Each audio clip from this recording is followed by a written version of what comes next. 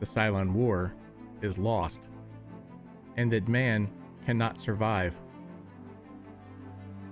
There are those who fled the colonies in hopes of living in peace.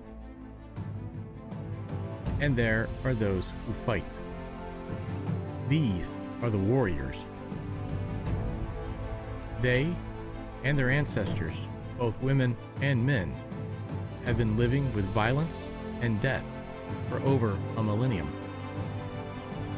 These warriors, even now, fight to survive, physically and mentally, together and alone, all across the heavens.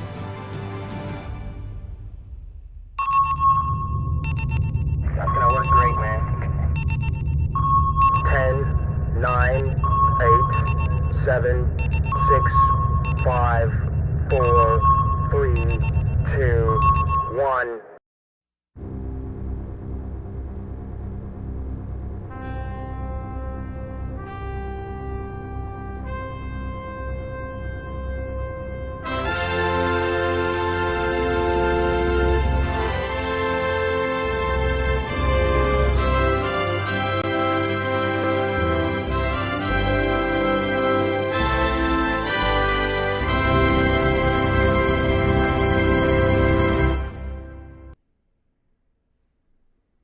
Bam! We're here. Greetings. Been another week.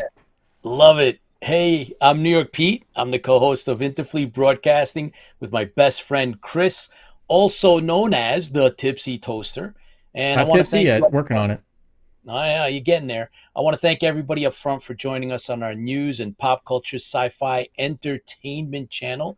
And full disclosure, Chris and I grew up watching 70s, 80s TV movies, cartoons, and this is our little corner of the universe. And everyone I was only 3 at the time. Yeah, -3. However, the big disclosure is that we're big Battlestar Galactica fans, and welcome to Interfleet Broadcasting, guys. And so, welcome aboard. Begins. Yeah. We've flown around and come by to pick you up one more time again. Every week we come by the same time, same place, and we have a little fun with pop culture and sci-fi and some interviews of some outstanding people who create fandoms.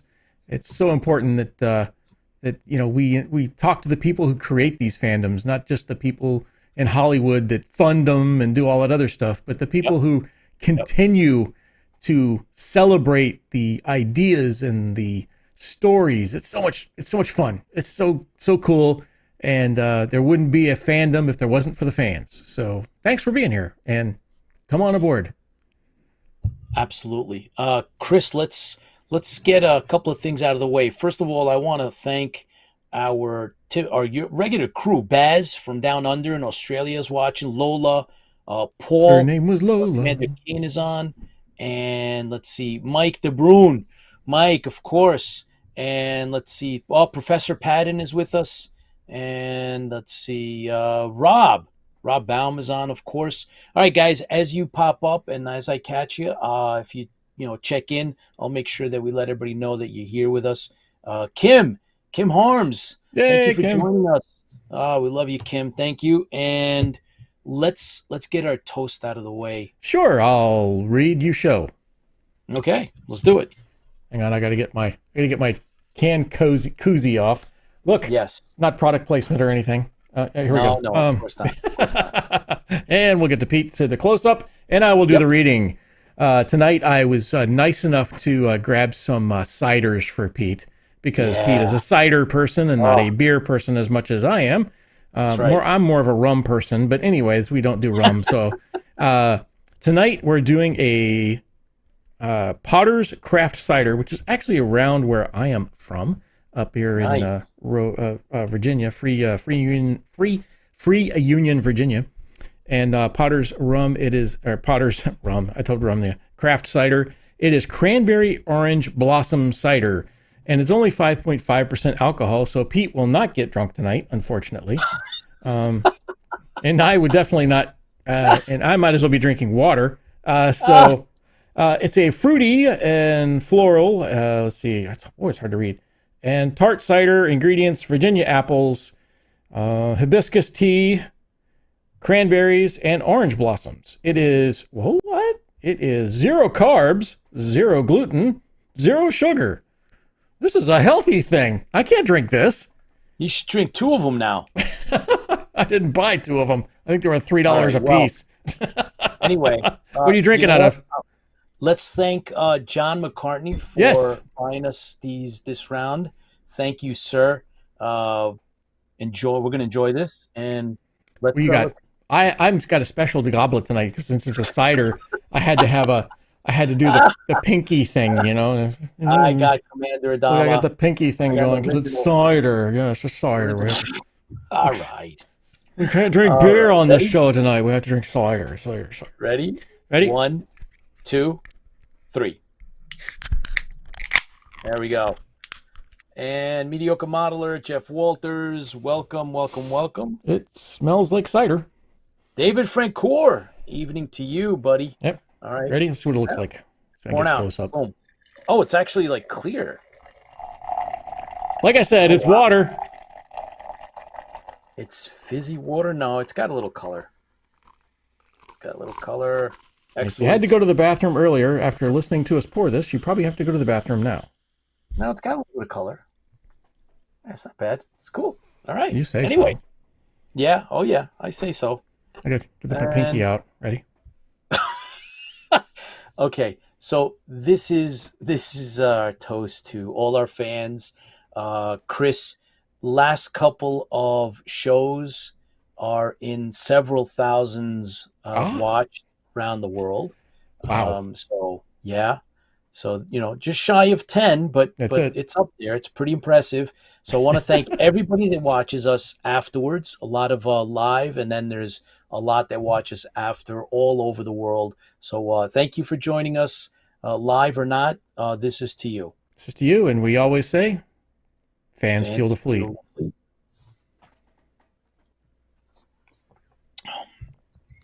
Oh, okay. It's definitely tart. A cider. It's tart. It's tart, yeah. It's got some orange. Well, I like the orange to it. Oh, it does. It has an orange peel at the end of it. Yeah. Very nice. Thank you. Yes, this is the Holy Grail, Mike said. The Holy Grail. Actually, you should recognize it. Does anybody recognize it? Oh, boy. Come on, you guys. I know where it's from, but come on. Somebody's got to put it up. Anyway, we're lucky tonight. We have a bunch of special guests. We have one of our regulars, of course, and that's 501st Legion's Empire City Garrison Commander Chris Feehan. He's going to give us our Star Wars update, and then we have a special guest. Kelly Jones is with us, and then, of course, John01 will be on, and he'll give us a quick update, and he happens to be a fan of the comic book American comics artist Kelly Jones, who's done a lot of cool stuff, and we're going to get into it. So we'll fan out later, but for now, let's get Mr. Feehan on. Let's see if he's here. There he is. He's here. Yeah. Up. Cheers, Chris. Oh, he's got a Vader mug. Of course, I feel the evil coming from it now. Yes. It's like the Imperious leader all over again. I love it. Oh yeah, of course. Well, Star Wars fans around the world are getting ready for May the 4th next week. It's shaping up to be a very exciting week, and as we predicted, I'm saying it right here. As we predicted last month, Celebration was a plethora of information, almost I would say an information overload. So much was revealed and transpired at Celebration, it was ridiculous. So they did hold back information for the past 3 months and dumped it all on Celebration. Just some of the highlights. I took some notes from watching some of the different panels and live streams and stuff that was released after. The Ahsoka series is confirmed to actually be coming out this August. Nice. So Star Wars fans can look forward to the continuing saga of Ahsoka. If you haven't already seen it, I'm not going to go into detail, but The Mandalorian Season 3 ended with a huge bang. A great last 2 episodes. They basically went together. They They flowed right from one action sequence. They paused right in the middle of the action sequence and then started right up in episode 8 and went out with a bang. And then even had time for a little 5-10 minute end cap sequence that if they had to end the series, they could almost end it there. It was such a beautiful little ending. But for those of you who haven't seen it yet, I'm not going to go into detail on The Mandalorian, but the fan reaction from the Mandalorian finale was very positive, very action-packed finale, tied up a lot of the loose threads from this season, and was very satisfying. The big news from Celebration was the Ahsoka trailer coming out. That they showed some footage from the Ahsoka, which was the first time we've seen it. Some unbelievable footage, and there was some huge surprises that were revealed during Celebration regarding Ahsoka.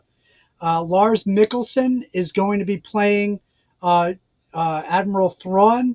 He was the voice of Thrawn in the series, and a lot of the fans were going crazy, hoping and praying that he would be the one to take the reins of that character, and he's going to be the live-action Thrawn, so everybody's very excited about that.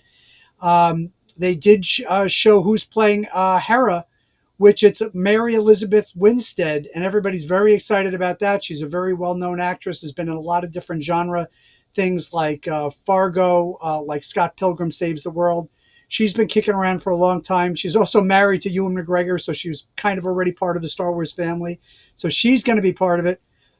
In the trailers, some people spotted Ray Stevens and Ivana Sakono. They play what seems to be the heavies in this, some Dark Jedis. Their names were actually revealed through the captions in the trailer as Babylon Skull and Shin Hati. So we'll have to see what role they're going to play as the heavies in the Ahsoka series. It's also been confirmed that David Tennant is going to resume doing the voice of Hunyang, the robot droid from the Clone Wars, is also going to make an appearance sometime somewhere in Ahsoka. And of course, Rosario Dawson is back as Ahsoka, and the footage looked absolutely incredible. It seems to have brought back the entire cast of Rebels into live action now with Ahsoka, and we'll have to see how that all plays out and how that maybe ties back into The Mandalorian Season 4 or future Mandalorian projects. The other big thing that was revealed was that Andor is well within filming. They did show some footage at the celebration that people were very excited about. But we're not going to be looking for Andor to premiere until probably the fall of next year. So there's going to be a long wait, at least another year and a half before Andor finally surfaces. And season 2, from what I understand, is going to be it. It's going to be season 2 leading directly into Rogue One, and that's going to be the end of Andor.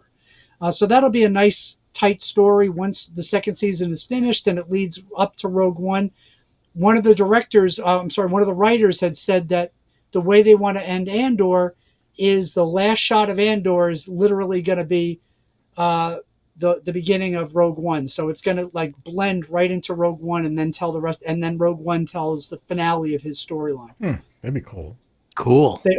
They also had some updates on the Acolyte. They did show some production stills. They had mentioned that the first 4 episodes were already shot. That series will probably premiere early next year. There's almost no chance that it's going to be premiering this year. Originally, when they announced it, they said it was going to premiere the end of 2023. At this point, at the point they're out of production, I think it's safe to assume it's not going to be until early next year. The big news was that they finally announced a strategy for the movies. As you know, all the other movies have kind of fell apart and nothing was really being solidified and people were getting very frustrated. Rian Johnson was going to be doing a trilogy. That fell by the wayside. Damon Lindelof, who had wrote Lost and a couple other famous sci-fi properties, was supposed to be involved with one of the movies. He's dropped off. But now they actually announced their direction, and it's going to be 3 movies over the next 5 years that aren't going to start premiering until probably 2025. But the 3 movies are going to be one that's directed by James Mangold, who directed the new indie movie. He also directed Logan and Wolverine. He is going to be doing a story about the dawn of the Jedi that takes place 25,000 years before the events of the first movie. So it's going to be a very, very far in the past about the Dawn of the Jedi. So that's all they've revealed so far, but people are excited about that possibility. They could pretty much do anything because it's so far back in time that it's not going to be any recognizable characters, and it's going to be basically the birth of the whole Jedis and the Jedi Order. Dave Filoni is going to be directing a movie that's based in the timeline around Mandalorian and Ahsoka, and his movie is going to tie together Ahsoka and Mandalorian and tie up their stories. So we could probably expect, they've already announced that there is going to be at least an Ahsoka season 2, most likely a Mandalorian season 4. Possibly those will lead into a Mandalorian Ahsoka movie that Dave Filoni is going to direct. So fans were very excited about that. It's so obvious to everyone involved how much Dave Filoni gets the Star Wars fans and and understands what they want. And he's the perfect choice to helm that particular movie and bring all the different Disney Plus series that take place in that timeline together into one big giant finale movie, possibly more. They might even franchise it. Who the heck knows? But let's hope that for the best for that, and hope that they do tie up all the series with a nice bow. The third movie announced was a huge shock to everybody. It's going to be directed by Sharmeen Obaid Chinoy, who's a famous documentary director who also directed 2 episodes of Ms. Marvel, and it's going to be the continuing adventures of Rey, and it's going to take place 15 years after the events of the Force Awakens trilogy. So it's going to be 15 years after the events of Rise of Skywalker. It's going to be called the Dawn. We don't know if it's going to be called that, but they're calling it the rebirth of the new Jedi Order. And she's going to be bringing together the Jedis. She's going to face some adversaries. There's also been some rumors floating around since Celebration that Finn, John Boyega, might be involved in some capacity as well. So people are excited about that. I know some fans are not thrilled about that. Some folks did not really love the sequel trilogy. I thought it had a lot of potential. I thought some of it was squandered. But it is a direction. I'd like to see Rey's adventures continue. I'd like to see what they can do with it. I'd like to see the future. So we're going to get something way in the past, something between Jedi and The Force Awakens, and something going forward in the future after with Rey's adventures going forward. So it's a mix of different adventures through different timelines, and it seems like a very exciting plan. The timeline was not specifically specified when they're going to come out, which order they're going to come out, but they did say they are targeting 2025 for at least one of the movies, and the Rey movie seems to be one of the primary ones that they're focusing on right now. The Dave Filoni movie would, of course, have to wait until they're ready to wrap up all the series. The other movie, who knows? So we'll see how it plays out over the next couple of months and see what information comes from Lucasfilm. It was also confirmed by Kathleen Kennedy that Taika Waititi's movie is not dead. It's still being made. So he's doing some other side project, Star Wars movie that he's doing on his own, that he's going to be working with a bunch of writers and trying to get something going with a side story Star Wars movie. Details about that are not available, but she did confirm that his movie is still moving forward and that she wants to work with him and wants him to do a movie. So we could be looking at 4 different Star Wars movies sometime in the next 5 years. So it's a very exciting time, and a lot of great information coming out of Celebration. There was also some other information that came out about the novels. If for those of you who read a lot of the Star Wars books, the High Republic novels Phase 2 is going to start coming out, and that entire next phase is going to be called The Trials of the Jedi, and they announced 3 books that are going to be coming out under that heading. So we can look forward to some more Star Wars novels coming out. Of course, as I mentioned in the previous 2 reports, the Jedi Survivor video game is coming out for the PlayStation 5 and the latest Xbox, and I think also PC tomorrow. So today is the last day to pre-order that. The first game, Fallen Order, was incredible. It was very well done. This new one looks like it's off the hook.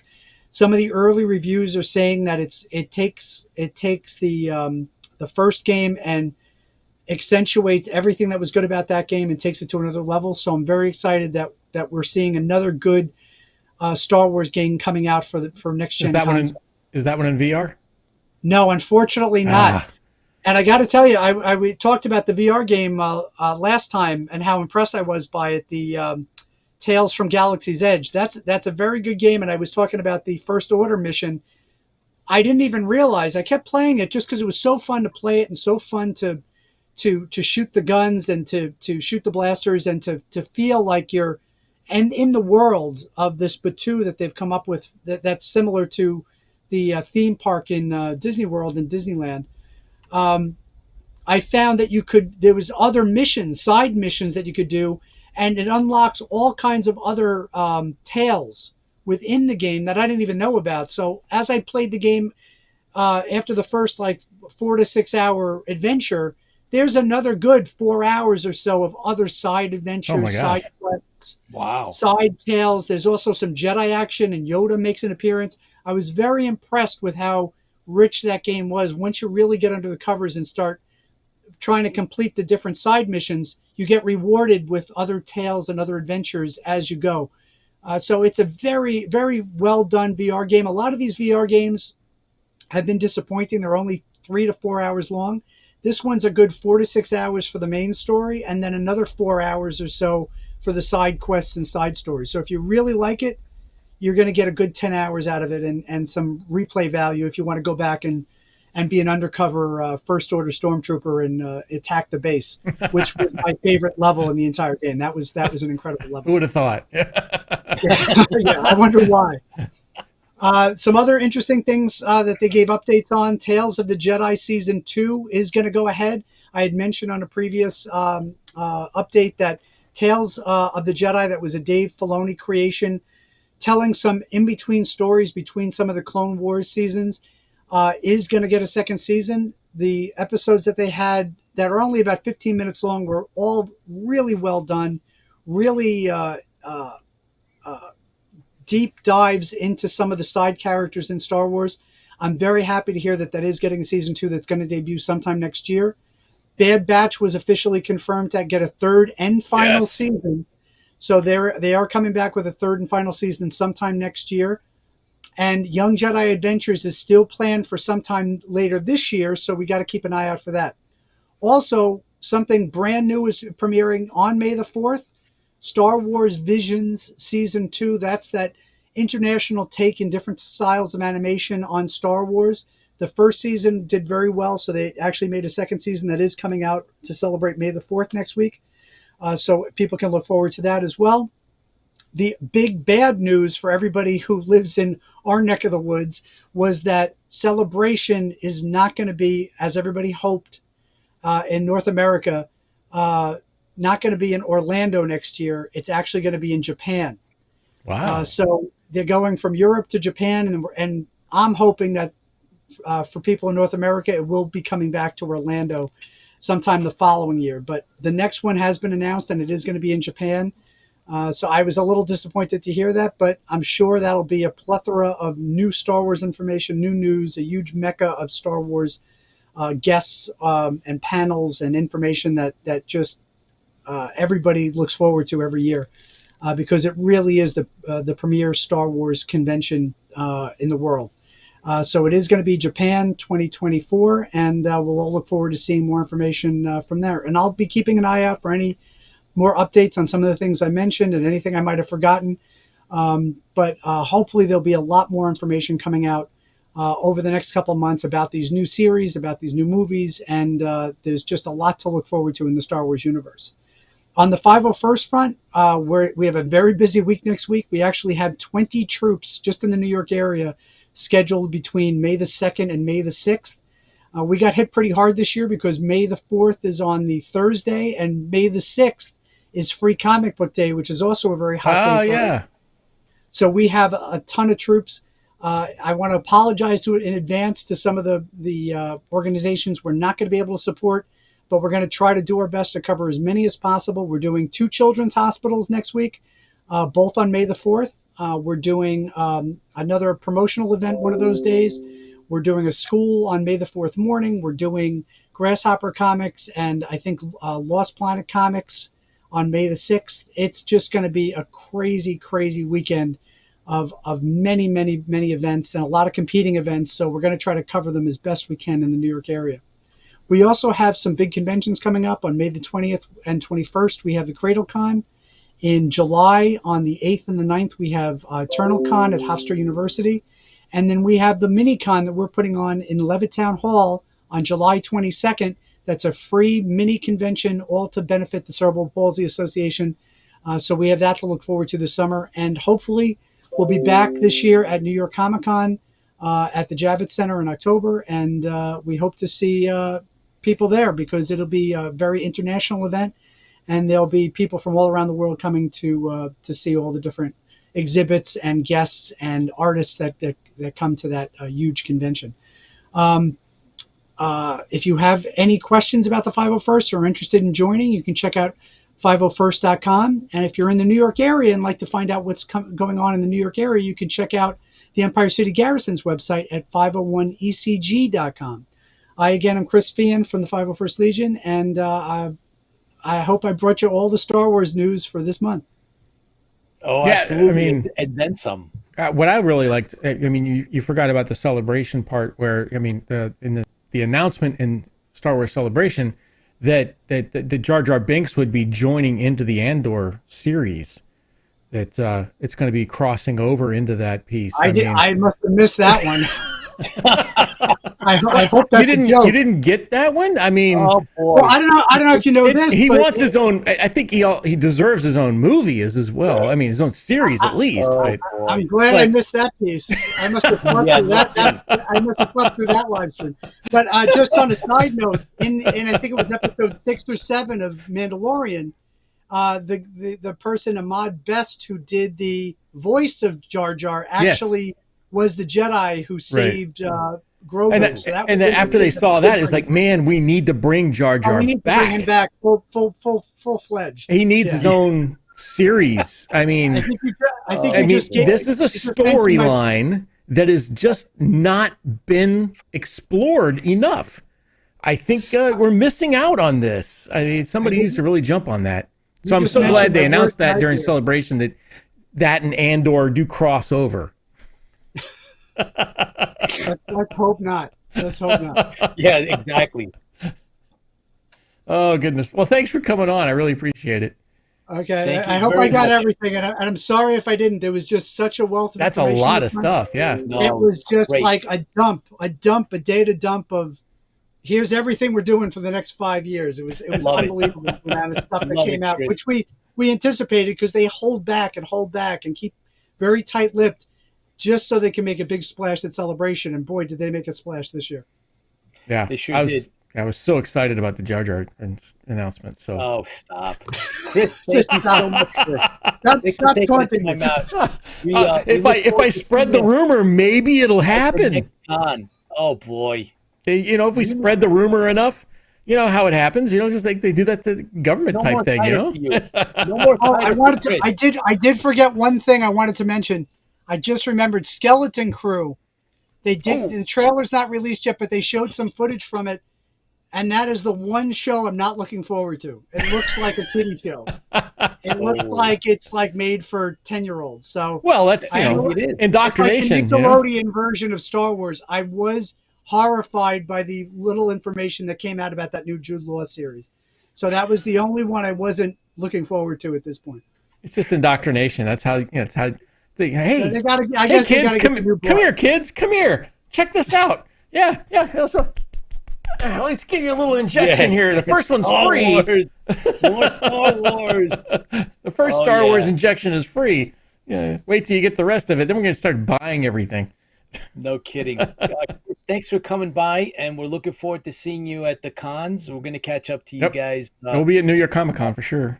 Oh yeah. I just got my email the other today that was I know. Yeah. I think it's what's the date? June 10th? Yeah, June 10th. Yeah, I think it's June 10th for the VIP people to sign up. So we'll see you there for sure, Chris. I'll be there, and the 501st hasn't been officially invited, but we usually get the invite sometime in the next month or two, and we come out in force for it. Oh yeah. I love the trash compactor. Last year was great. I know we're hoping to bring that back and the whole Tatooine set. Yep. and partner with the Saber Guild and the Mando Mercs and the Rebel Legion so we can put on a great Star Wars, environment for Yeah, you guys are fans kind of and kids separated and last families. year, so I get putting you in one spot would have been much better, I think.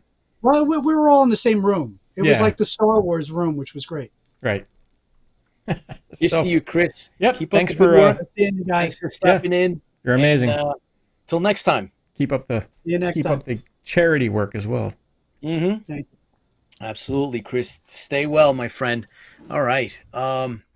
So we're lucky that we get updates, and that Chris takes the time out to come on and give us the scoop and stuff. And he's a great guy. And we like the fact that they do the charity stuff as well. And I am an alumnus of the Empire City Garrison myself. I did it for several years, pre Mr. Feehan, but he keeps going and doing, and they just get better and better, Chris, because it's nice to know that they do the charity stuff. That's really cool. We need to start a Gundam group. Oh, there's plenty of those. Don't worry about it. May the All the- Gungans force be Gungans, with yep. you, Chris. That's from The Jeff Gungan Walker. groups. We need a Gungan fan group. Like, the 501st. It'll be like, Ewoks roasting on an open fire. fire, yes. Oh God. Anyway, well, look. Bottom line is, I think it's really cool that we're able to do, the Star Wars update from someone, the subject matter expert, and then we also do the Star Trek, and we have all that because God knows there's plenty of streaming and blogs and podcasts that cover this. That's all they do, right? So, But this is our way to. But now let's switch gears and talk about the print. Print. A little bit. I mean, that's what we all pretty much grew up with. I mean, when I was a kid, there wasn't a whole lot of Star Wars things and things that, you couldn't watch all these Star Wars. It was movie. It was, you had a movie, and that was about it. Other than comics. Comic books and Yes. the visuals that are inside of the comic books that would, you'd stare at a picture for hours on end and go, yeah, it's cool. Or, That's incredible. And nowadays we get older and we're like, I'd love that as a tattoo. Well, we have with us an award-winning artist, comic book artist, American comics artist. He's gotten nominated for the Harvey Award and Eisner Award, and is a winner of the Diamond Gem Award and the Rondo and Inkpot and the Eisner in '91 for best run for the Sandman arc. So Season of Mist, which is, Neil Gaiman's, which is incredible. So we're very, very grateful that John 1 was able to lock down Mr. Kelly Jones, and he's with us, and he's going to tell us about his world and his creations. Kelly, welcome to Interfleet Broadcasting. Thanks for coming on and talking with us. Good to be here, guys. It's a lot of fun. That was a very interesting thing on all the Star Wars stuff. So. Yeah, Chris comes on every. Well, I've done Star Wars comics. Oh, really? And, I didn't see that listed. I missed it. Did a couple Halloween specials with Darth Vader and with Grand Moff Tarkin. And I'm actually my former editor on Batman now is head of publishing for Lucasfilm and puts out all the books, all the novels and stuff like that. Oh my gosh, that's small world. Yeah. Yep. But I mean, not for nothing, Kelly, you've done, your portfolio is tremendous, and you've worked on a lot of major franchises, including Aliens, Conan, right? Batman. Yep. I mean, Harley Quinn. I'm just, my eyes darting around some of the things. I did a cover for Battlestar Galactica. I think it was. I knew it. I told Pete that. I said, I think he's done Battlestar Galactica. Yeah. I even have my Battlestar Galactica soundtrack vinyl from 1978 still. Oh, yes. Whoa! Bona fide fan. Street creds to Bonafide. Kelly Jones. Yes. Yes. Still have it. Outstanding. Love it. All right. I Yeah, gotta. yeah. Which cover did you do? I gotta find it. Oh, I believe it's with Cylon. There are all these Cylons Heck yeah! that yeah. Cylons And, rule, Colonials drool. Oh my they're all God. getting blasted. Yeah. Oh, that's not good. Wait a minute. Love it. Thank you. It was a lot of fun. That was a lot of fun to do. They were surprised I wanted to do it. So when I told them I was a fan of the show, they seemed surprised by that. But I grew up with it. That's incredible. There's something special that comes with someone that's a fan versus someone that's not. I had the pleasure of meeting some overseas artists that had worked on some titles, including Battlestar Galactica, and he's super talented. You know, did the cover and interior artwork, but he was, you know, a lot younger and did not ever see the show. So he was drawing from, you know, stills, and it was missing a little bit of the passion that comes with somebody like yeah, yourself. I think it's obviously it's tough to ask someone, you know, by saying you have to, you know, are you a fan of it? But no, if you get a hold of something you're not familiar with, you go make yourself familiar. I mean, you go catch it on physical media, or you go find it on some streaming service. Somewhere you'll find it. And I do think it adds a lot. I mean, when I was doing the Star Wars books, you know, it's very exciting. You know, I took this one of the issues just so I could draw a Star Destroyer. You know, it was my favorite spaceship, right? Favorite any kind of ship was a Imperial Star Destroyer, just the regular old Star, you know, from the first films. And when you have editors who are also fans, they get that. They go, yeah. Okay, totally. You know, they don't even, we're not even talking story arcs or character arcs or anything. We're just, those, and then you get into a huge long discussion on all of that stuff. But no, I mean, I was very lucky. I had one of my brother's girlfriend's cousin worked on Return of the Jedi, and so that was a big deal when I was a kid, because she was costume designer and would tell us all these amazing things, you know, before the film came out. And it was just driving us nuts because they filmed maybe 100 miles from where we were. And we knew that, but we weren't allowed to do anything. You know, she would say, because she would be going there all the time. And so my brother's girlfriend would tell us that. But it was under the, you know, we were forbidden to go to up to where the redwoods are, where they were filming. So.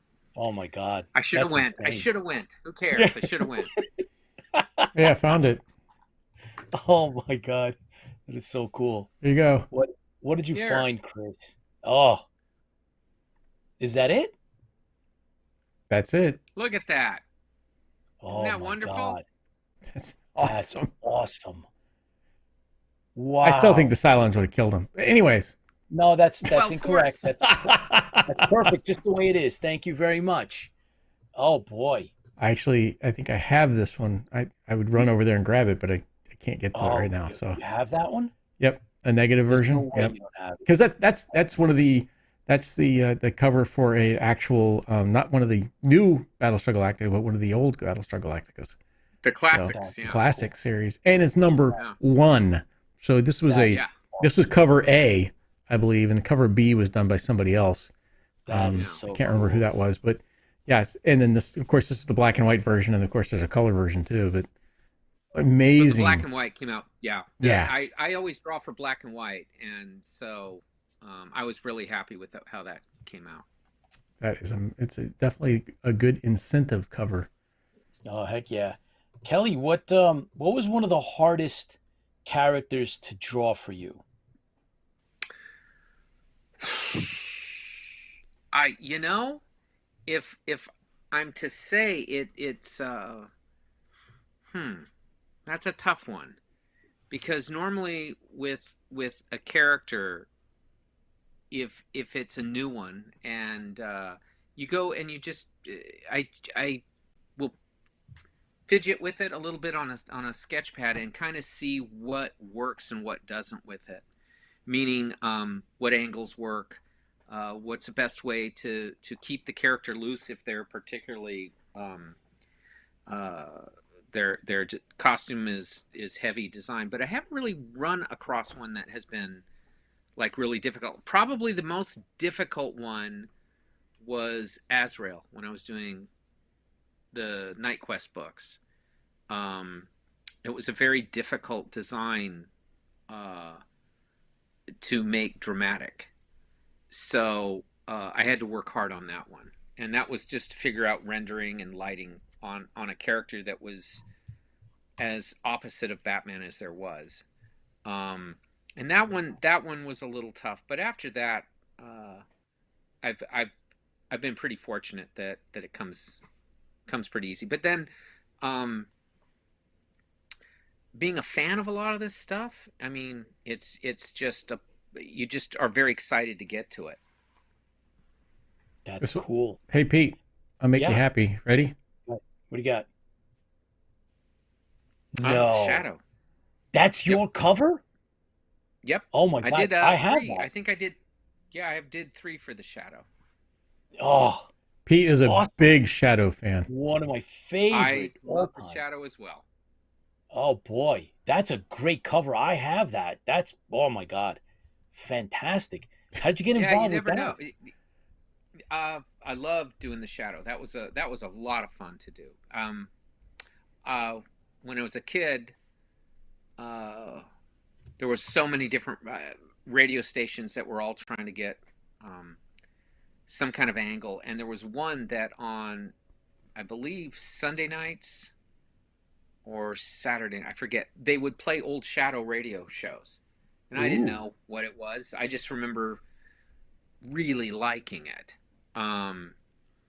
They ran a lot of radio shows, but that one really stuck out. You know, I never missed it. That is cool. Oh my God, I have that. Are you going to be at any conventions anytime soon? Pete's going to track you down for a signature. I can see it now. I got to get an autograph cover. He's going to be stalking you now. Maybe into the next year I'll be doing some East Coast ones. The only ones I have now is there's one, let's see, in about 2 weeks I have one in Santa Clara out here in the lower Bay Area. And then in June I'll be in Italy and France. So if you're in Italy and France, I'll be signing at some doing a tour of stores and shows there. I love Italy. Oh, fantastic. And you're being sponsored by? Oh, no, they've just it was put together there. I was going to a show in Sicily, and then where in Sicily? I'm from there. Catania. Ah, okay. Yep. I was stationed there for a while. Okay. So so they're doing a show there, and then several stores had asked if I would do appearances, so they arranged it to have me sign all the way up the boot into France. That's cool. Oh my God, that is awesome. Yeah, it'll take some time, but that'll be, boy, it's a hard luck life, right? That you have to go to Italy. Jeez, I mean, really, it's horrible that you got to travel so much. I mean, so terrible. Gosh, I don't know what you do. I mean, the suffering you do for your art, sir. I'm gonna go on strike. The suffering you do. We have a bunch of questions. Let me throw a couple of questions at you from the chat, and there's a couple here. Let's see. What's your favorite Batman villain? Wow, that's a tough one. That's a really tough one. I always loved the Scarecrow. Oh, and okay. I mean, I really like that character. I like that you can do a lot with that character in opposition to Batman. But Geez, I was lucky to handle them, and I would always. It's funny that's asked because when I would do it, and this isn't a cop out, I would always go. I knew who my favorites were, and then when I would get a new one, I go, "Well, man, I'm really liking this one. I'm really enjoying the Penguin. Or, I'm really enjoying." And it got to be tougher. I remember Man Bat. I was thinking, well, I don't really know if I like Man Bat, and I go, God, I got Man Bat. I went, that's a good one too. And that's when even doing it, you realize how good his Rogues Gallery is of villains. They're the best ones in comics because each one is spectacular. And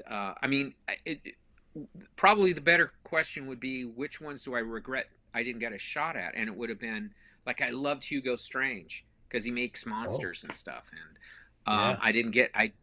there wasn't time. And even in the 3 years, you're trying to hit everything. And then we would have certain guest stars because I really loved the Ragman. So I begged to have the Ragman in at least guest star in some, and we got that. And I love the Spectre, and we got him to guest in that too. So it was a lot of fun doing those books during that run. It was the last time where he was standalone character and you could just do what you wanted, and it wasn't part of a 6-part thing or a 12-part thing, or you're connected to other books. They were basically one-shot stories and 2-parters, and really a stripped down basic Batman, which was the nitty-gritty of what makes Batman work.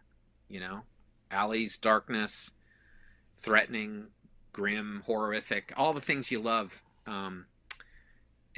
distilled down. And I loved every minute of it. It was an enormous amount of work, but I loved it. And it was just getting to play with all those characters. Cool. Quick question from our very own news anchor, John Van Gostein. Will you be working on new Alien comics or Conan? Ooh.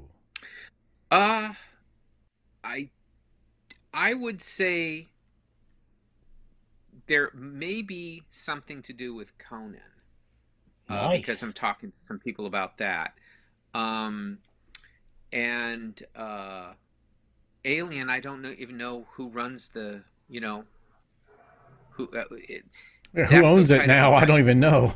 Yeah, it's so tied up in licensing. When I did it for Dark Horse, they had a very good relationship with 20th Century Fox on Alien, the people, the contact people there. So they let me just go into any direction I wanted. And the story I chose was to not have any of the characters from the film, so I didn't have to go through licensing approval. And that way I could just concentrate on the scary stuff and the monsters and tell pretty much a horror story. And the very fortunate thing that came out of it was some years later, though he didn't speak English very well, if at all, Geiger's agent got a hold of me and said how much he enjoyed that series of books I had done, that he had felt that had captured his thing. Now, I don't even draw like Geiger, who does, but it was very kind of him to remember that. And that one shot you're showing there in the Alien Covenant, I believe, they actually got a hold of me and said, we asked for permission to use that kill in that type of kill in it. And I go, nice. It's your franchise. You can do whatever you want. You own it. Yeah. You own it. But it was nice of him. It was nice of him to say that. So I went to go see it. When they did, I thought, man, they did a pretty good job. That was a lot gorier than, that was pretty horrible. That's pretty cool. Yeah. So Kelly, tell us how, you're on a trajectory.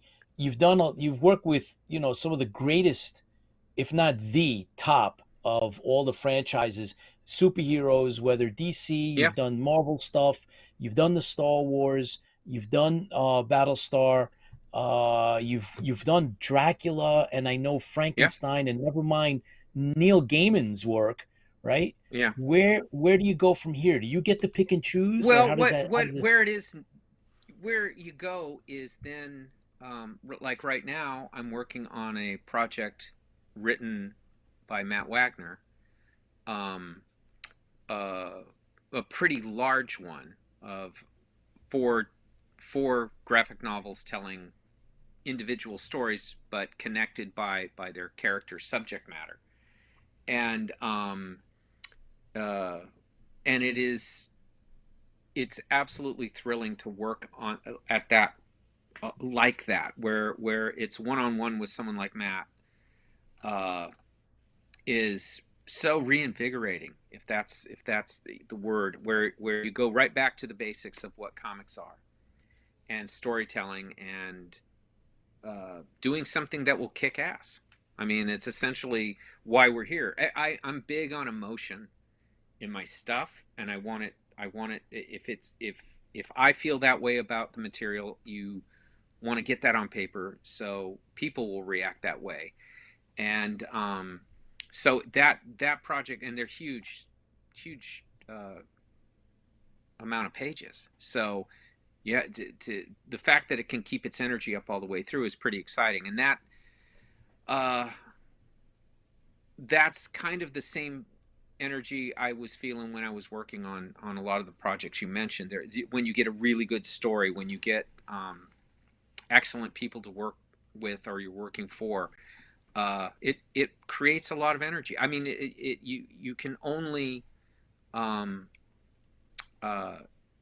do this with authenticity or sincerity if it's going to be successful. Anything less, you get what you get. And I think even earlier when the things were discussed about Star Wars or any franchise, what you want is people bringing that pure authenticity to it, that love of the characters, a respect to the canon and of these things, and that is what drives these stories. And so if you can be lucky enough to be with those kind of creators and respect that kind of stuff, it never ends. And that's what I pursue, is standing on the shoulders of other things like that is exciting. And this industry has afforded me that. I mean, I'm still a fan, first and foremost. That's awesome. I'm a 1,000% fan.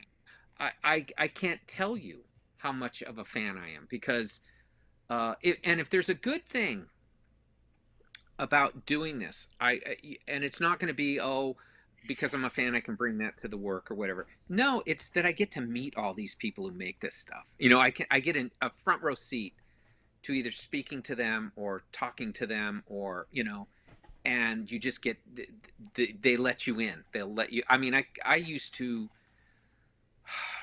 interrogate Len Wein on all of the stuff he did.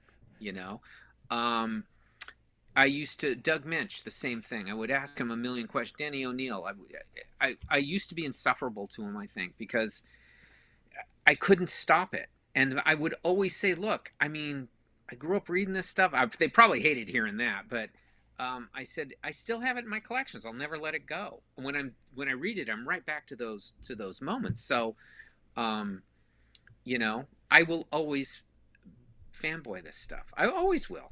I mean, in doing that my buddy went on to go to Lucasfilm, I interrogate him all the time. You can't tell anyone this, and I go, I won't tell anyone. This is just guys talking. You can say you're trying to get me to do something for you, but I gotta know. That's awesome. So, Kelly, what's it like?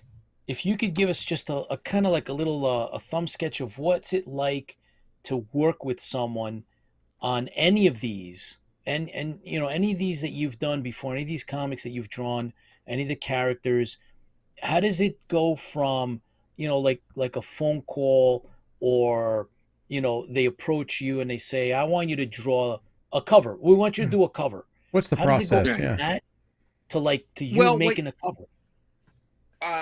Well, first, if it's one that you think you can do something with, and bring something to, and what I always do with a cover is less of a pinup and more of trying to tell a story with that cover. So if someone looks at it, they'll like the image. If they they'll appreciate the image, but it will say something in it. It will have an ambiguity to it that would make them be interested in perhaps buying it. I figure the people who are already going to buy it are already going to buy it, but the people who maybe are on the fence or they're just looking at it, that's when I took doing Batman covers on Nightfall, for example, I didn't even know what was really going on. They were working it all out. So that sensibility worked well with what was going on. And I just started doing covers that told a kind of a story or had a sort of dramatic cliffhanger on them. And then I just added an extra bottle of ink, and darkened it up because it's Batman, And I wanted it to look different than the other covers that I saw in the stands. Like everyone else, I'd go into the stores and I'd see all the covers kind of would, and this is just general. It's not a knock on anything, but everything kind of looks the same, right? So I would always go, and in that time I'd go, well, more ink. I'm going to make them darker until the colorist primary color it, Wow. And so when someone comes in, it would highlight the logo.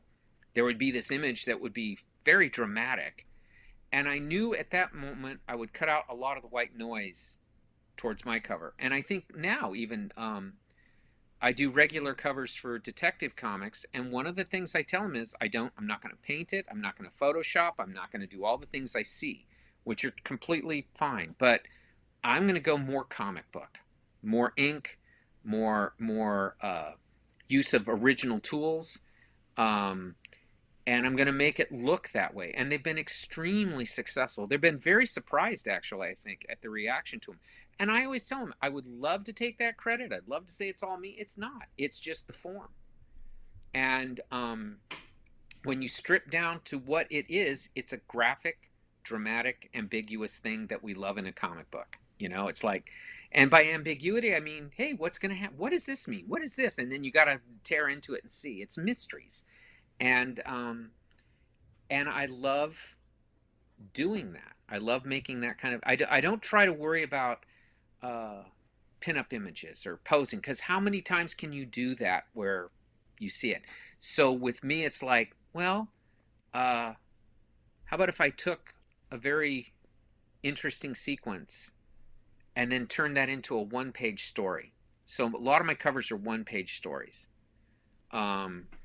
And cool. let that comic book thing work. So when they get a hold of me, I always say, now they don't really ask that because they've seen it, so they know what they're kind of going to get. When I was doing the shadow covers, they didn't say here's a specific thing. They said, can you capture the atmosphere of the shadow? So you go, well, it helped that I listened to all those shows, and I still listen to all those shows. I have such a love for it that it just sort of poured out on the paper, But Kelly, did they give you an outline of what the story was going to be about? Or did they just say, Kelly, draw me the shadow? It was pretty much, do you want to do some shadow covers? We had like 3 covers. And I went, if they have a story in mind, so be it. But generally speaking, I think in this age, they do a lot of variants, so you don't have to follow what's going on inside. And with the shadow, I think what they wanted was something just really iconic on the stands, and that's why they remembered Batman and some Swamp Thing covers they really liked I had done. So I said, okay, let me go to town. And one of the nice things was there was the Shadow Society, whoever is this group that really loves the Shadow, and they got a hold of me saying that those images harked back to the really classic ones of the pulp era and whatnot. Well, yes, because that's what I was, I love that stuff. So and it shows.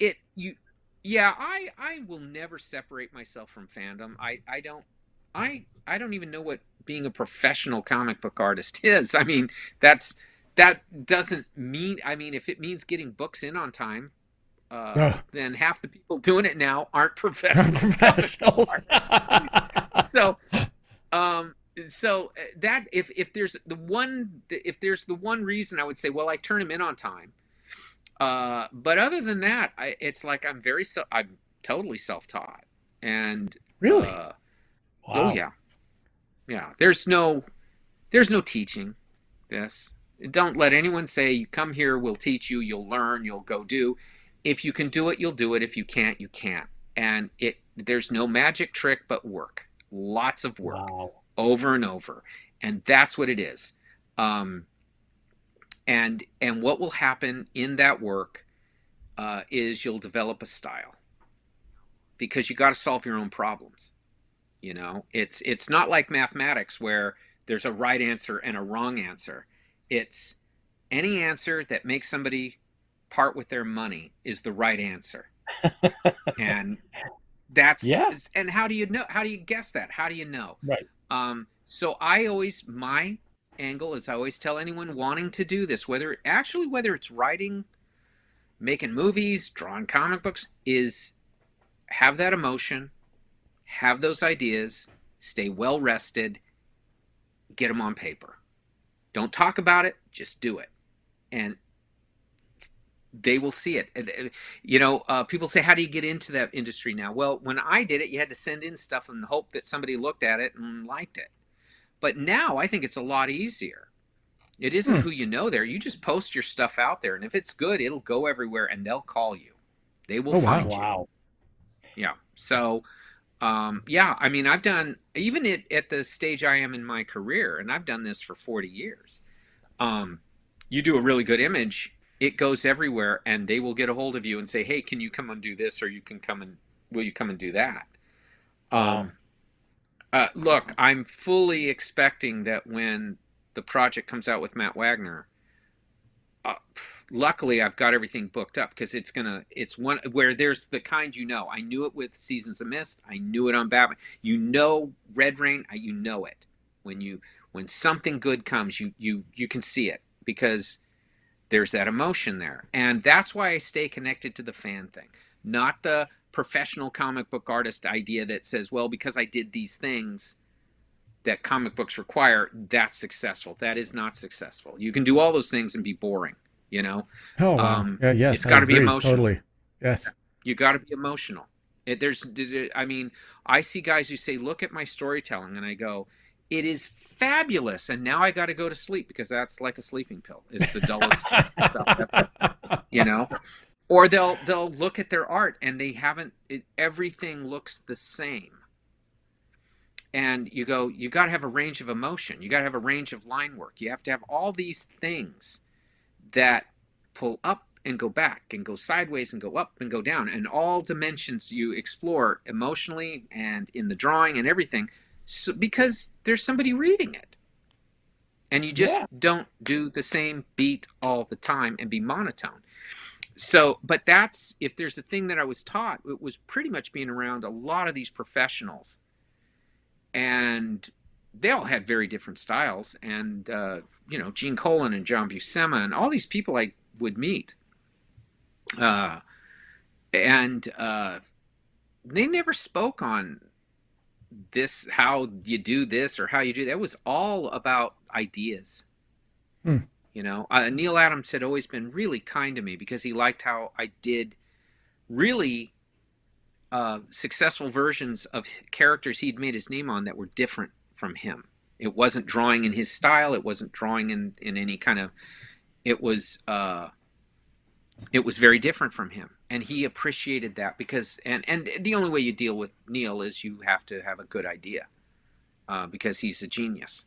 So, and if you have a good idea, people will follow you. They'll forgive you all your mistakes. They'll forgive you anything you do wrong, because when I did Dead Man, he was not this heroic guy. He was dead, and people ate that up, and enough to where that excited other creators. Neil Gaiman saw Dead Man and said, I got to have him do Sandman. What will he do with Sandman? And so it does work that way. They don't look, if you can take something, if anything, if you're fortunate enough to get into comics, hope that they give you a character no one cares about, and then you do something magic with it, and then they'll, whoa, this guy brought something. I mean, I toiled in comics successfully for 5 or 6 years. No one knew who I was. I got Dead Man, and I figured, I'm gonna just do this the way I want to do it. I'm not gonna worry what they say or anyone says, just to make me happy. And that's a fan thing to do. So I went and did that, and it just exploded. It was one of those things. And I didn't, at a certain point, I didn't even care how anyone would react. I was enjoying it. I had a great time. I thought it created an energy, and it's an intangible when they're hiring you. I mean, yes, they want cool images and stuff, but it is that intangible. Will you bring something to this? Will you bring a life to it? An intellectual property is not about just doing the same things over and over. It's about doing those same things, putting it forward, and keeping all the energy of the original idea, but going into new places. And that's all I did. At that point, they begin to take you more serious than just a person who can draw a comic book. Now you're a creative entity that they will want to match you with other people of skill and talent. And that's why I had a great run. I went from, I had, Mike Barron, John Ostrander, Neil Gaiman, Doug Minch, all bang, bang, bang, bang, because one feeds off the other. And when that happens, that can be nerve-wracking. More so than getting a character design to draw, is you're working with people who know if you're lying. They can tell if you're putting in the effort. They know what's working and what's not.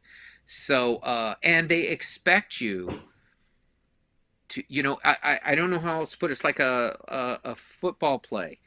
Yes, you're supposed to do this thing, and you better do this thing. But if you have to change it, you better do better than what the play was designed to do.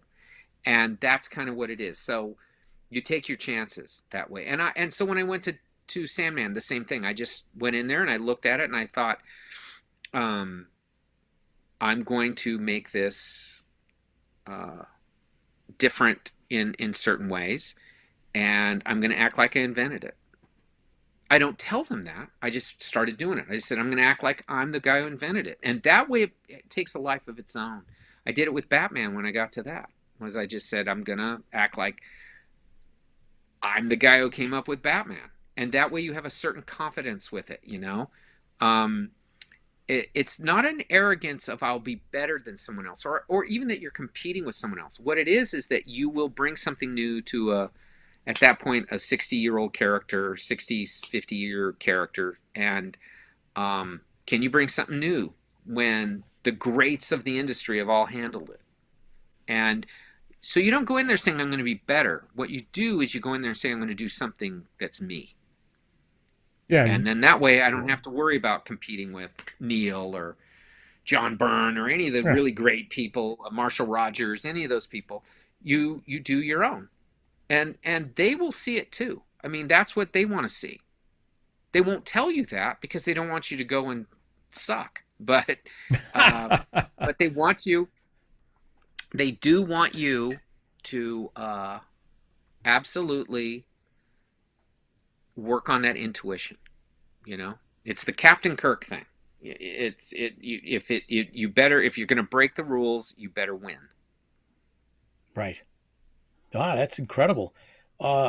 Just a couple of parting questions, Kelly. Sure. You don't do prints of your work, or do you do commissions or anything like that? Sometime if I have time, I'll do commissions. I'm usually pretty busy, but like I will do them. Like if I'm going to a show or something, I know people I will try to do them ahead of time so I have time to speak with people. A lot of people are doing what we're doing right here, and I want to give them that time. They've earned it. I know what it's like. I stood in lines. I still do this, where I'll ask. I did a show, or I did a signing just to sit next to John Burns so I could just drive him nuts with every frickin' question you could ask him, and so I don't mind that. I like it. Because I'm that way. And if someone finds something of value in anything I've done, I'm more than willing to say, bring it on. So I try to get some stuff done beforehand. If people contact me, okay.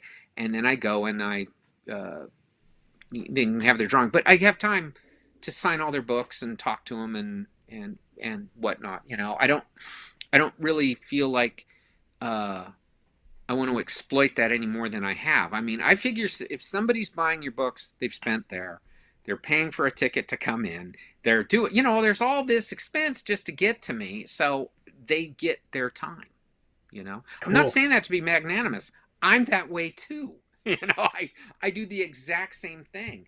And into the things I'm into, because it's not just comics. I'll go to these,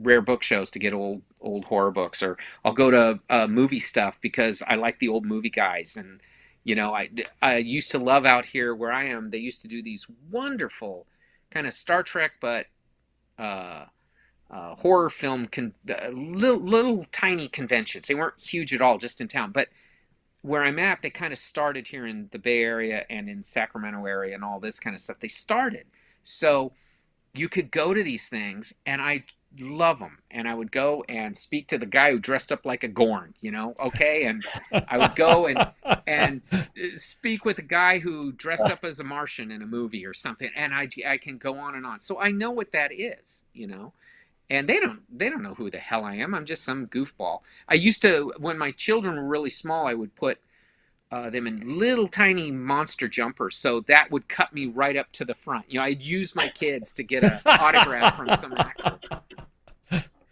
Oh my God, that is so cool. Yeah. Please don't lose that, Kelly, because you need to know that is appreciated by us and the younger audiences and fans. They do appreciate it when they meet someone that has this sensibility that you do.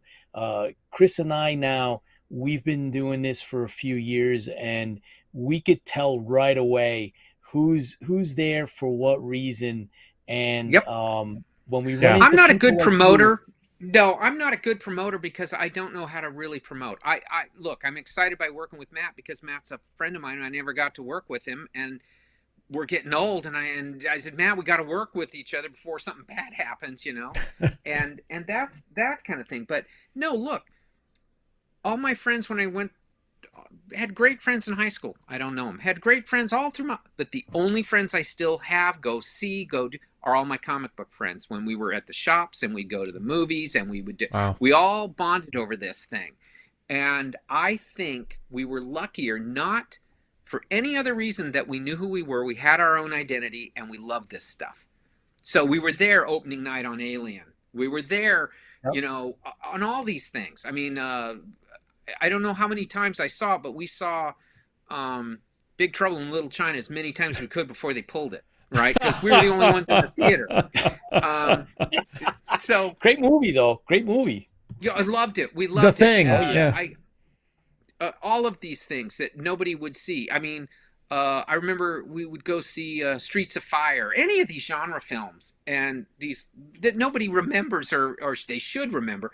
But those are the friends that I still have to this day.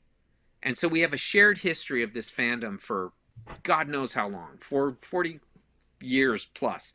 And we all knew each other as kids, and now we all have kids themselves, and some of those kids are having kids. It's very strange. Yet all of those people, wives and kids, all roll their eyes as when we get together and we start going into what did Boba Fett really mean here? I hear you.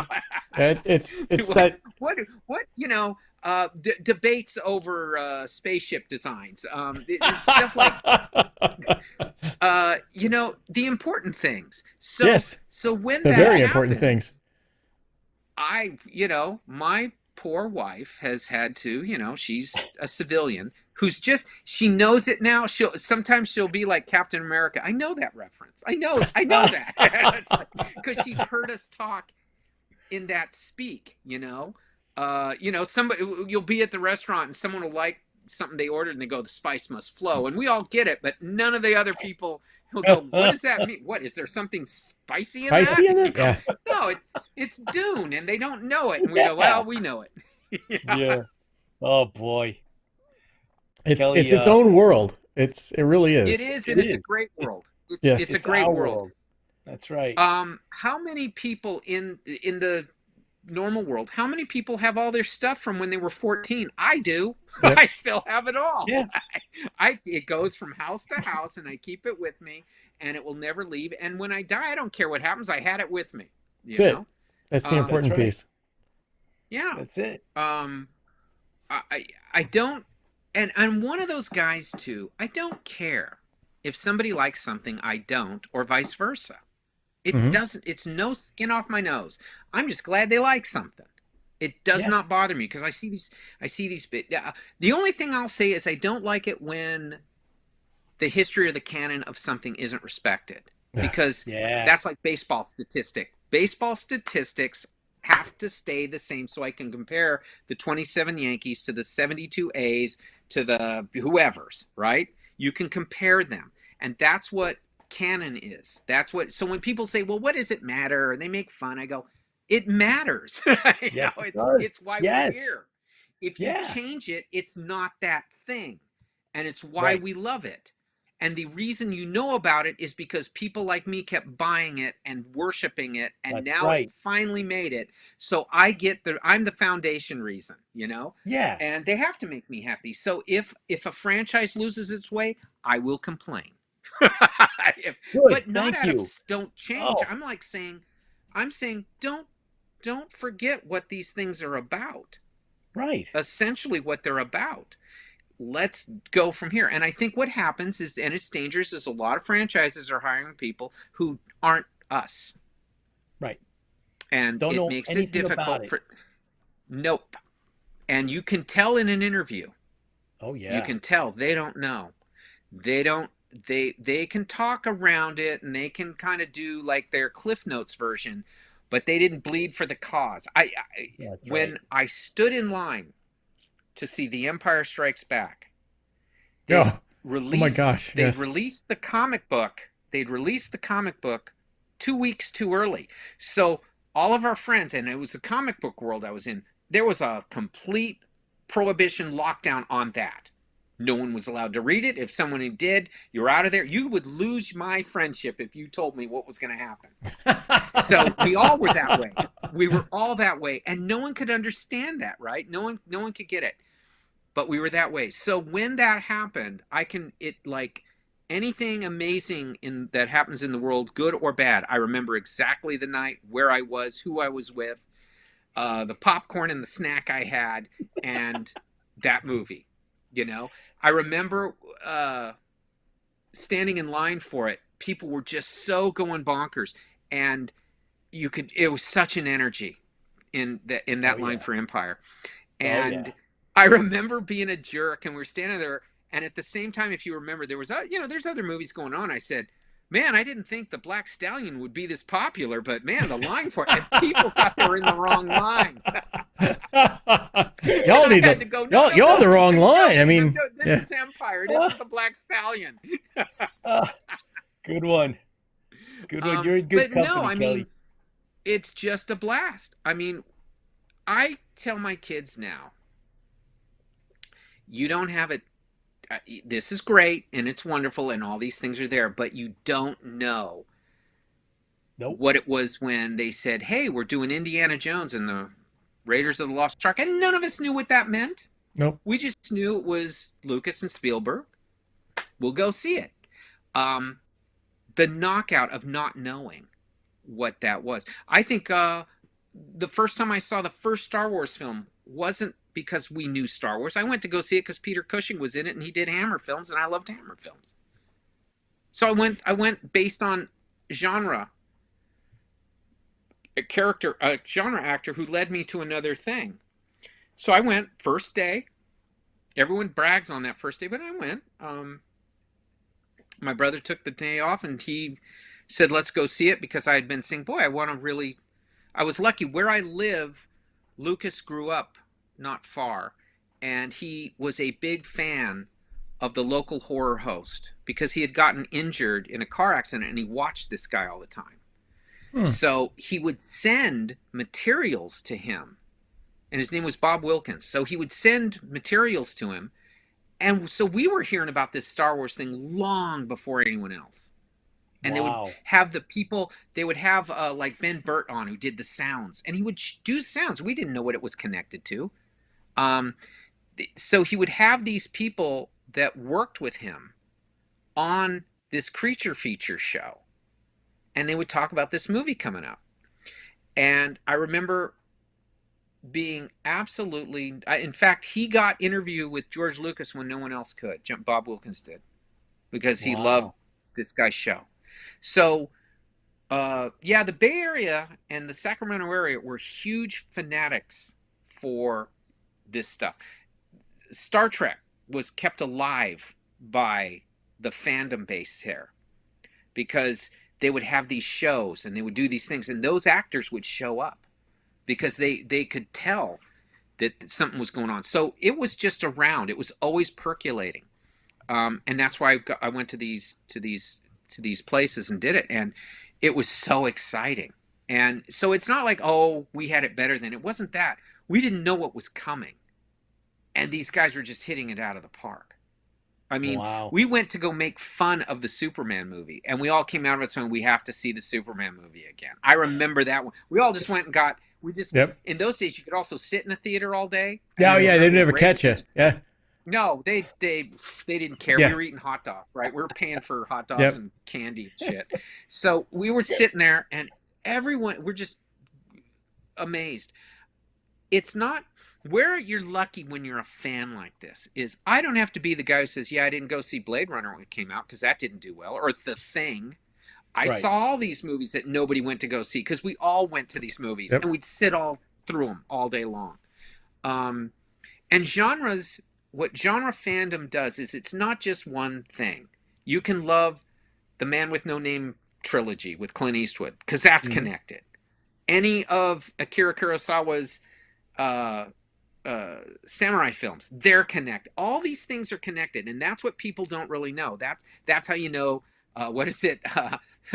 As Heath Ledger says, the squealers. We know the squealers because they don't know. They don't know. Yeah, right? Exactly. All these things are connected, and so when you see them, and they're referenced, obviously, Mandalorian, the first season, they're doing the Man with No Name. Right? Now, we would say that. Regular people won't know what we're talking about. Right? And that's fine. They don't have to know. But that's the excitement of this. And you know that in the good way, when a nerdy dude gets through film school and he has his shot and he makes something good, we're all there because we all know it. He knows it. We're just glad he's doing it. Yeah, we're supporting. And that's it is. Yeah, totally. I mean, look, like I said, that's why it's not wrong to be possessive of this stuff because we shed for the cause. How uncool was it to go to school with your, Batman when you were a kid? Yeah, especially I grew up in Wyoming. You're talking. Because all the cheerleaders were lining up to date me. Then, because I had that. Yeah. Exactly. But I mean, the extreme popularity I had. So yeah. No, but it was okay because I knew what I loved, and it didn't matter, right? That's right. And what happens is other people get around, they start respecting it. Because when I do hear from people from those days now that were in high school that I didn't really hang on, but they all remember this as like in an envious way. Like, God, you knew who you were. You're still the same guy. That's so true. Yeah, and I said, every one of us who were like this, I said, I don't care where it is. If you love this stuff, it's the same guy. It'll be the same person. And so, because if, like I said, my buddy and I, been friends for like 45 years. And when we sit at dinner and our wives are there, he and I will get into huge discussions on whatever to do with in these films or these comics or the greatness of a creator. And the wives luckily they've learned that this is what happens. Oh, just let them be. They do. Well, like mine says, you could be drinking and going out with girls, or you could be sitting here talking about Wookiees or should it have been Ewoks at the end? What should they have done? Yeah, yeah, exactly. And we still debate that. We still debate it. How long does it take for a Sarlacc to digest you? We would ask these important questions. Exactly. I mean, how long until? But what if you're not in armor? I mean, if you were in armor and compared to what if you were not in armor? Well, I know this. I got to eat and drinks. So I always said, well, it wouldn't take 1,000 years. You'd be dead in a few days because you can't have nothing to drink. So. Oh Lord. These are important questions, and these are. Exactly. Yes, they are, Kelly. I remember when we went to go see The Lord of the Rings, I was all adamant about Tolkien. Tolkien is this way and Tolkien is that way. Well, I didn't have to explain it to my wife. My friends were the same way. And so when something would change, but it was like, okay, we'll accept that. Okay. And I mean, we all came out of there going, all right, he did good. He threaded a needle. That's a tough one do a big book. That was a tough need. And we went, we'll give him a second shot because that was pretty damn good. And we go see Two Towers, and it was like 2 for 2. How is he doing this? There's changes, but we're accepting it. We're really, we're ready to we're able to bend. Yes, we're able to go with this. We will, because the spirit, that the spirit of Tolkien is all there. And when you got to return, look, 2 weeks ago they did Return of the King on the big screen. I was right there. It's like I had my popcorn, had my 4 hours and a half of this is all it is. I'm in that world. It was great. I mean, 12 years old, and my wife said, I'm sitting here with a 12-year-old with money. That's all you are. There you go. It's a 12-year-old. Yes, but it's a 12-year-old with money now. Yes, absolutely. Kelly, thank you so much. And it is that sheer excitement. When they let me do Batman, it was that kind of thinking in mind that I went, I'm not going to reinvent the wheel. I'm just going to take what they have and do this and distill it down to what it is. And as if I had done it, like I said, but take what they gave me. I mean, I'm not going to change the ingredients to beef Wellington. It's going to be the same thing. Just how do I put it together? That's all. Yeah. Add some little spice to it. Yeah, you can do a little here, but you essentially are going to get beef Wellington. Yes. And that's the sheer pleasure of this. That I mean, you guys love it so much you're doing this. Oh yeah. Right. Right? People we are. I know that when my buddy and I, or when I go see all the friends I have who've done this, meaning fan stuff, not do it for a living, but just fan stuff. And we get together every few months. We have to be careful that before everyone goes, that we don't start a debate or something that's going to make it go for another 3 hours of talking. 3 hours so we later. wind it down like everyone looks, okay, it's about 4 o'clock. We got to wind this down here. And if somebody brings up something, you got to come home and tell your wife, I'm sorry, but we really had to understand, we're going back and forth on, how did kryptonite get to Earth at the same time? If it's not, these are important things. Priorities. Oh, it's fantastic. Yes. Awesome. I mean, It's great. It's fan driven, and we love to hear you because I can tell you. There's a lot of people just do this for the money. Yeah, absolutely. There's a lot of people. The vast majority. Yeah. Yeah. So the vast majority. there's few people out there that and we always say fans feel the fleet that run the fandom by creating new things, Never- by inspiring other people, by creating something that makes people so happy they want to do more. Yes. So what you do if you're lucky enough to be in that position is you don't attack fans either. It's okay. Yeah. It's like I mean, the other side of the thing is I didn't understand at all the people who were doing Rings of Power attacking their fans. They're attacking people for, it's okay if they don't like it. If you're doing something new and they don't like it, okay. It is what it is. But don't attack them. Yeah. Just leave them alone. Just do your thing, and just, if it stands or falls on its own merits, not for these silly assertions of fans are not your problem. It's you're making something bad. That's the problem. I don't have ownership of writing Rings of Power. I'm not sitting there within the writer's room. I'm not funding or looking or doing. I have nothing to do with it. I have to look at what you do. Right. And accept it or not. And if I don't like it, that's not on me. That's right. So, but that's true of anything, right? That's true of anything. Yeah. Just don't attack your fans. When I didn't hear Ridley Scott, when Blade Runner failed, attack the fans. Right. He just didn't. Now the film grew and did well. Cult Gathering, John Carpenter didn't do the same with The Thing, and now those are the two most influential films John that came out of the Carpenter. 80s. Yep. Okay, but Carpenter never said, "Yeah, the fans suck." Nope. What are you doing? Yeah. If I ran Amazon, I'd have fired everyone. Not because they made something not very good. That's a good reason. They attack their fans.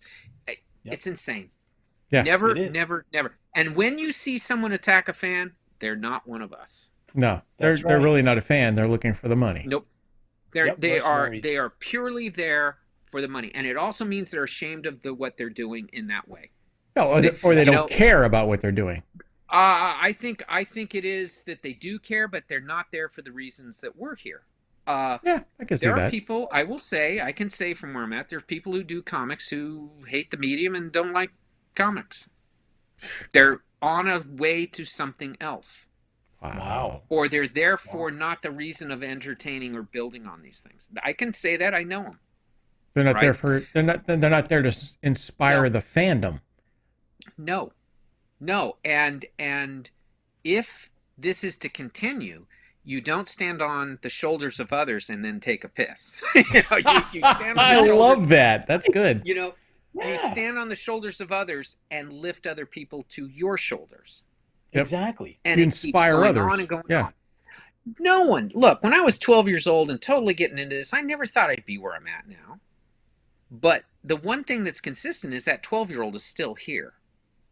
And the last thing he would do is yell at Jack Kirby. Yeah, no kidding. The last thing he's going to do is say one of those things. He's just, no, look, I do this. I can totally accept someone not liking what I do, but they will know I did it authentically and sincerely. I meant to do the best I could and deliver what I could, and with love and affection for the characters I was working on, right? But if they don't like it, does it kill? I never would say, someone go, yeah, the ears are too long on Batman. I go, they probably are. It's not like I'm going to attack someone and then call them names. It's like, yeah, they're within their rights because I'm the same way.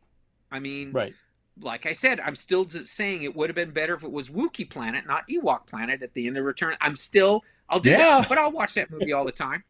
I didn't feel like I had to yell at George Lucas, It didn't mean. I didn't write a fan letter or make threats because no, but that's it's what happens. Look, if a DC movie isn't good, it's because it isn't good. No, right. That's it. That is all it is. It isn't that there's no such thing as a word toxic fandom. The only thing that you go with fandom, the only word before fandom is loyal fandom, because that's what we are. Yep. All right. Yep. So if you attack I like that a lot. If you go after that, if you do it, it's because we love it more than they love it. Yes. And that's it. So if there's anything I ever say is, as soon as I see these things where, People didn't watch Miss Marvel because they did blah blah blah blah, and you go, no, it was boring. That's the reason. Time is precious. There's other things to do. That was boring. Right. Sorry. No entertainment. Make an interesting one. Yeah. And then don't hire people who say, well, proudly, I've never read a comic and I don't understand how it works and the balloons don't make sense. As soon as I heard it, I go, wow. How did you get through the interview process? How do you get through the interview process? And was there an interview process? No. So when something good does come out, Picard season 3 is a look at the reaction to Picard season 3. Oh my God. Awesome. Did you not feel like you were, it reduced you back to being that kid again? Know? It did. It really did. It did. It did. Just 1 second. TNG all over. Yeah. Yep. Oh yeah. And it made you feel good about it. Yeah. It was just, and they gave a great nod to the fans. It was full of, like this nostalgia that worked. It was just fantastic. It was fantastic. I think what you saw them do is they recognized the things they had to overcome. And that's what I found interesting is I know this in comics, is if there's stuff earlier on that's not working, the first thing you do is you don't say it never happened. You just give it one sentence here or there and move on. Right? That's all all they did in Picard season 3.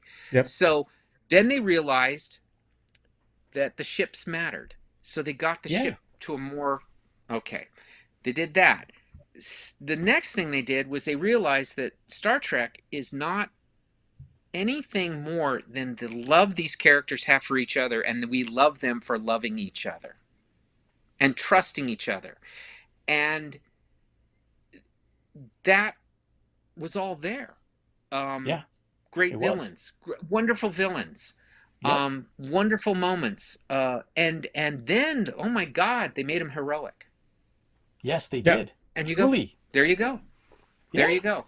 So all of a sudden you see that no Star Trek has made Nielsen ratings in the top 20, 50. They just never do. In Picard 3, bang, there it is, right? They lived up to their legendary fandom. The reason it did well was us toxic fans all were telling each other, you have to watch this. Yes. There was no commercials. There was no there was nothing. It was our word of mouth. I was hearing from people saying, Kelly, you got to watch this, because they knew I'd walked away from it.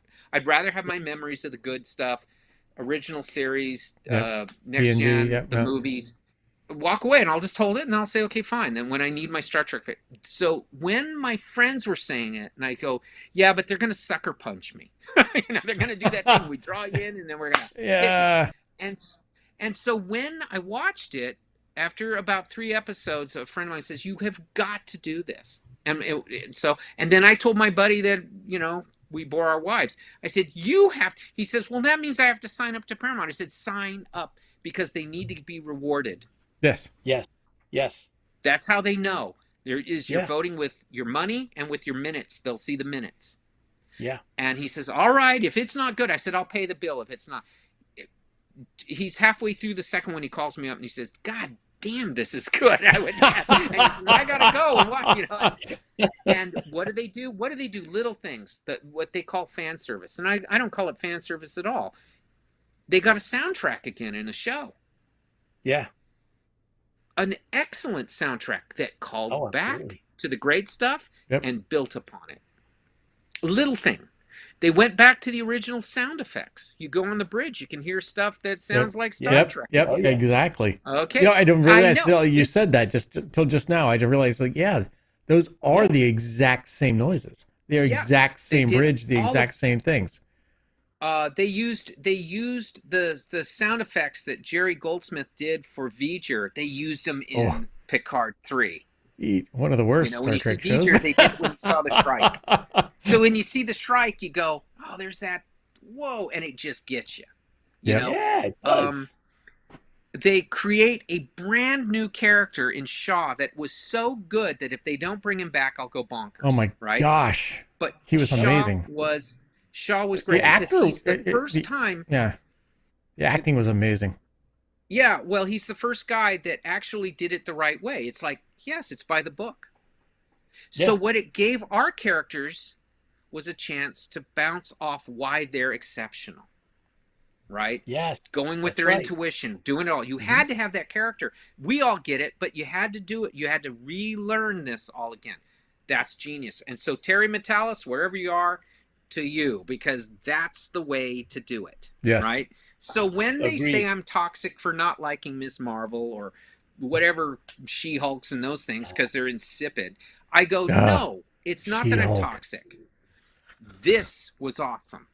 And this is how you do it. So if you'd have done She-Hulk the way John Byrne did it, where he broke the fourth wall and she would yell at John Byrne for putting her in these sexist situations, which was funny, right? Yes. Those were great. And you go, okay, that's how you do that. You didn't do that. You hired people who said, we don't know law, but we like law shows, and we never read a comic book. Well, you're asking me now to take that and not say something? That's so disrespectful to your fan base. If I went to Batman and said, I've never read a Batman, and I'm not going to do it the way you think, and it's all going to be him being a dog walker now. You know? That's what it's going to be. Deal with it. If I didn't think the torrent of anger would come at me, I'm an idiot. Somebody's going to shank you in the hallway somewhere. Well, they should. but it's because, and that's why I tell people the loyal fandom made Picard 3 work. Even after 2 dreadful seasons. Yes. Loyal fandom. We're still there, right? We're loyal. And we gave it a chance. Yep. Why is the MCU dying? The MCU's not dying for political or blah, blah, blah. They make bad, boring, repeatable, same olds. Yep. That's it, and they're not pushing it forward, and they are inconsistent. And what we knew was consistent. Things had a logic to them. It obeyed a history, and when something from the past came up, we all went ooh.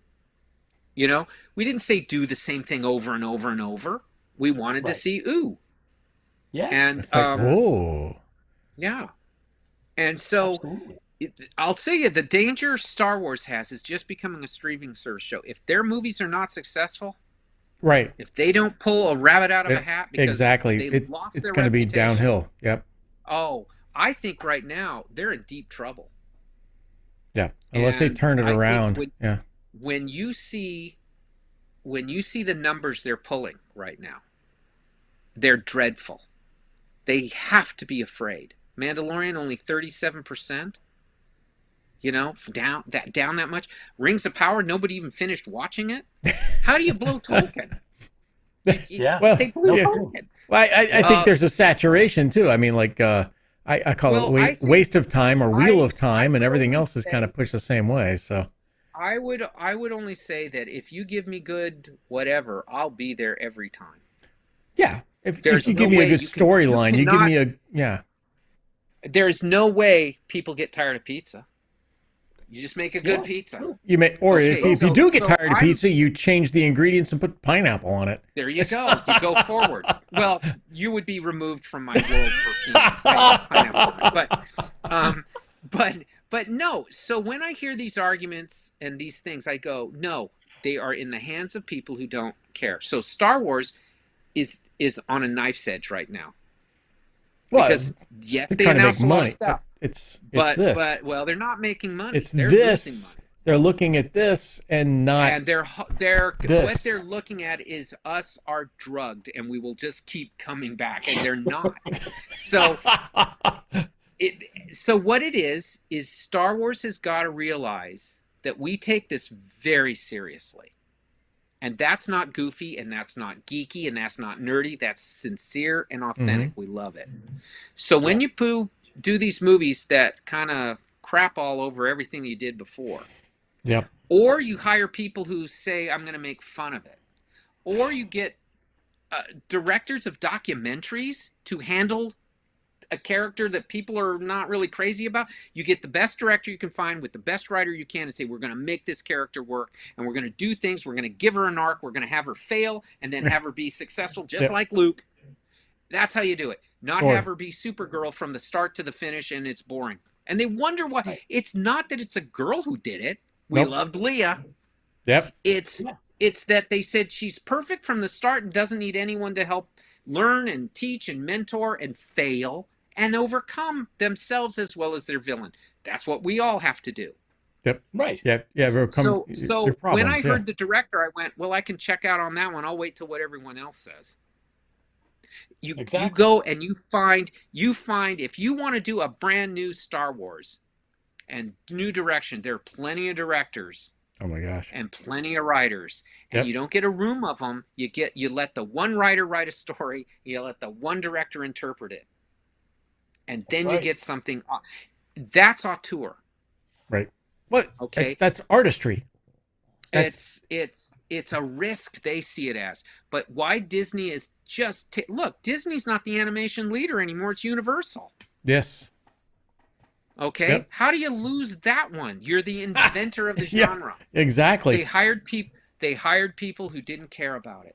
Yeah. They wanted to push other stuff, and I want they that didn't want paycheck. to Yeah. entertain. I want that paycheck. They I just want didn't that want to paycheck. do it. Yeah. It's and now those they're laying off everyone. Yeah. No kidding. Yeah. Okay, Good and Lord, it's yeah, and incredible. why are they laying them off? Because they yelled at their people, they yelled at all of us. They told us Yep. if we don't like it and they keep doing retreads on retreads on retreads, rather Right. than what they did. It was in the successful. 90s, Let's do it again. Well, in the 90s, look, everything was new. Yep. Every one of these things that they keep redoing over were brand new. So we were all, hey, and there was an audience who couldn't wait for brand new. Yes. Yeah. I mean, the Doug Mensch always used to sci-fi industry was just starting. It was like, this is amazing. Well, we had Star Trek and Star Wars and everything else. If you look at the 80s, you can see how many original, small science fiction films there were. The Hidden was Wow. a great little science fiction film. I haven't right? heard that one in a while. Absolutely wonderful science fiction film. Had a lot more going for it than anything they're doing now. Mhm. And I always tell people, if you watch that, it'll knock you out, you know? You have Night of the Creeps, which is a tremendous film. And it has that friendship in it, which you never see real friendship in movies anymore. And you have these two friends on the night of this horrible thing that happens. Wonderful stuff. But they were small. They left these people alone, and they went to town. And now we have people that sit in a room and probably, all hearing the same feedback, not trusting. Yeah. And that's where a good CEO, a good person in charge. If I was in charge of Disney, the first thing I do is fire Kathleen Kennedy and hire somebody new who loved this stuff. And then I would give them one directive: hire one director, one writer. If they need help, they can hire more. Yep. But get a vision and do this and push it forward. How do you make the last trilogy? You get Harrison Ford, Carrie Fisher, Mark Hamill, and you don't have them all in one scene? Yeah. How do you? And what did Picard 3 do? All of them at the table. Exactly. All They of have them everybody. playing cards. Yep. All of them on the bridge. Yep. Yeah. And I'm thinking, we couldn't have a nice 10, 15, 20-minute sequence of Han, Luke, and Leia having adventures in the Millennium Falcon together. Yep. Yeah. Even, How hard was that? Yeah. Even That is with called low-hanging artificial fruit. intelligence nowadays. Yeah. It's easy. Oh yeah. Because they didn't have fans doing it. Yes, correct. Correct. Totally agree. I mean, and fans, fans fuel the fleet. The fans fuel the fandoms. Fans. We are the only reason they're there. Exactly. Yeah. And they don't realize that. No, they don't. They don't realize that at all. No, and so when I hear these silly reasons for them when they come out and they say this stuff, it is so disrespectful, because if I can say it's because a girl was in it or it's a whatever's in it, no, that's not it. They don't want to talk about how bad the story construction was. They don't want to talk about how bad the special how bad the effects. writers did. Yeah, that's not that They bad. don't want to talk about the constructive. That's the thing. It is don't criticize us on these things. And I'm going, hey, I do this. I know that we have to sit there and go over the script and go, Now, when this is done, why does A do B and why does B lead to C? Oh, and when we start from the start, where do we end? What happens? And if I went into it and said, Batman never gets beaten, Batman never loses, Batman never does, how boring is that? But that's what they did with Star Wars. Yeah. And if they wonder why people don't like Rey, it's not because it's a girl, because we loved Leia. I'd watch a Leia movie if they would have made one. Yep. Right. I loved her. Get this walking carpet out of my way. We cheered when that happened. We all said, that is our girlfriend, because she kicks butt. Yes. Okay. Right. So when they did this other thing, I had no emotional investment in a character who never screws up.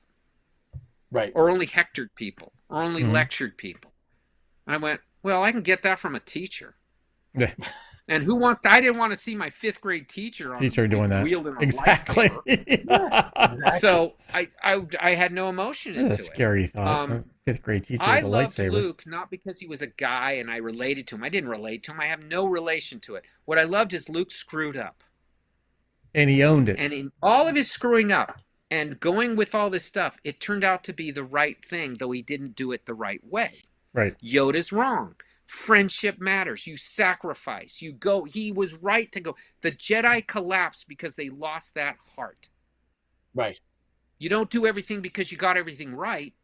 You rush into it because that's the right thing to do. So when you're watching The Empire Strikes Back, you realize it's about friendship. Yes. It's not the love of Han and Leia and all that. Those are the side things. It's about Luke cannot let this happen. Yeah. Han cannot let this happen to Leia. Leia cannot let this happen to Han. Mm-hmm. None of them can let each other get hurt. And they'll do anything and give up their own lives for each other. Well, I was that way. All my friends were all this way too. We can relate to that. I don't know how to wield a lightsaber or lift things with my brain. I know, though, that you do what you can. Now, that's what they connected to. Right? The beauty of that movie is you come out of there going, nope, Yoda can know how to lift rocks and do things and say great stuff. Yoda's wrong at the end, though. Yep. Yes, he is. You do. If Yoda had any, and this is where a great story would have been, Yoda would then later on, if it were me, in the last one, he wouldn't have died. He said, you were right. You're right. I should have bought my little saber. Do or do not. There is no try. Together, we could have fought Vader. Yep. Right. And Vader wouldn't even know that I was coming. Right. Now, I'm not going to blame them because how can they see the future on all this stuff? But that's the story. The story was the other wasn't Leia. The other was Boba Fett. Yep. Boba Fett was the other because who does Vader not criticize? Boba Fett. Who does Vader get kind of pushed around by? He's no good to me, Dad. Boba Fett. How does Boba Fett know Luke is coming around that corner? He's waiting for him. Because he has the same thing going.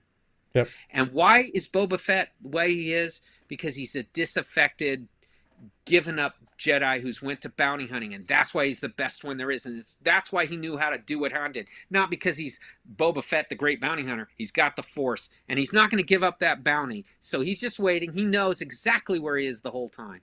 That's why he asked the questions. That's why he said, he's no good to me, dead. Yep. Nice. Right? That's why he was waiting for him. And that's who the other was.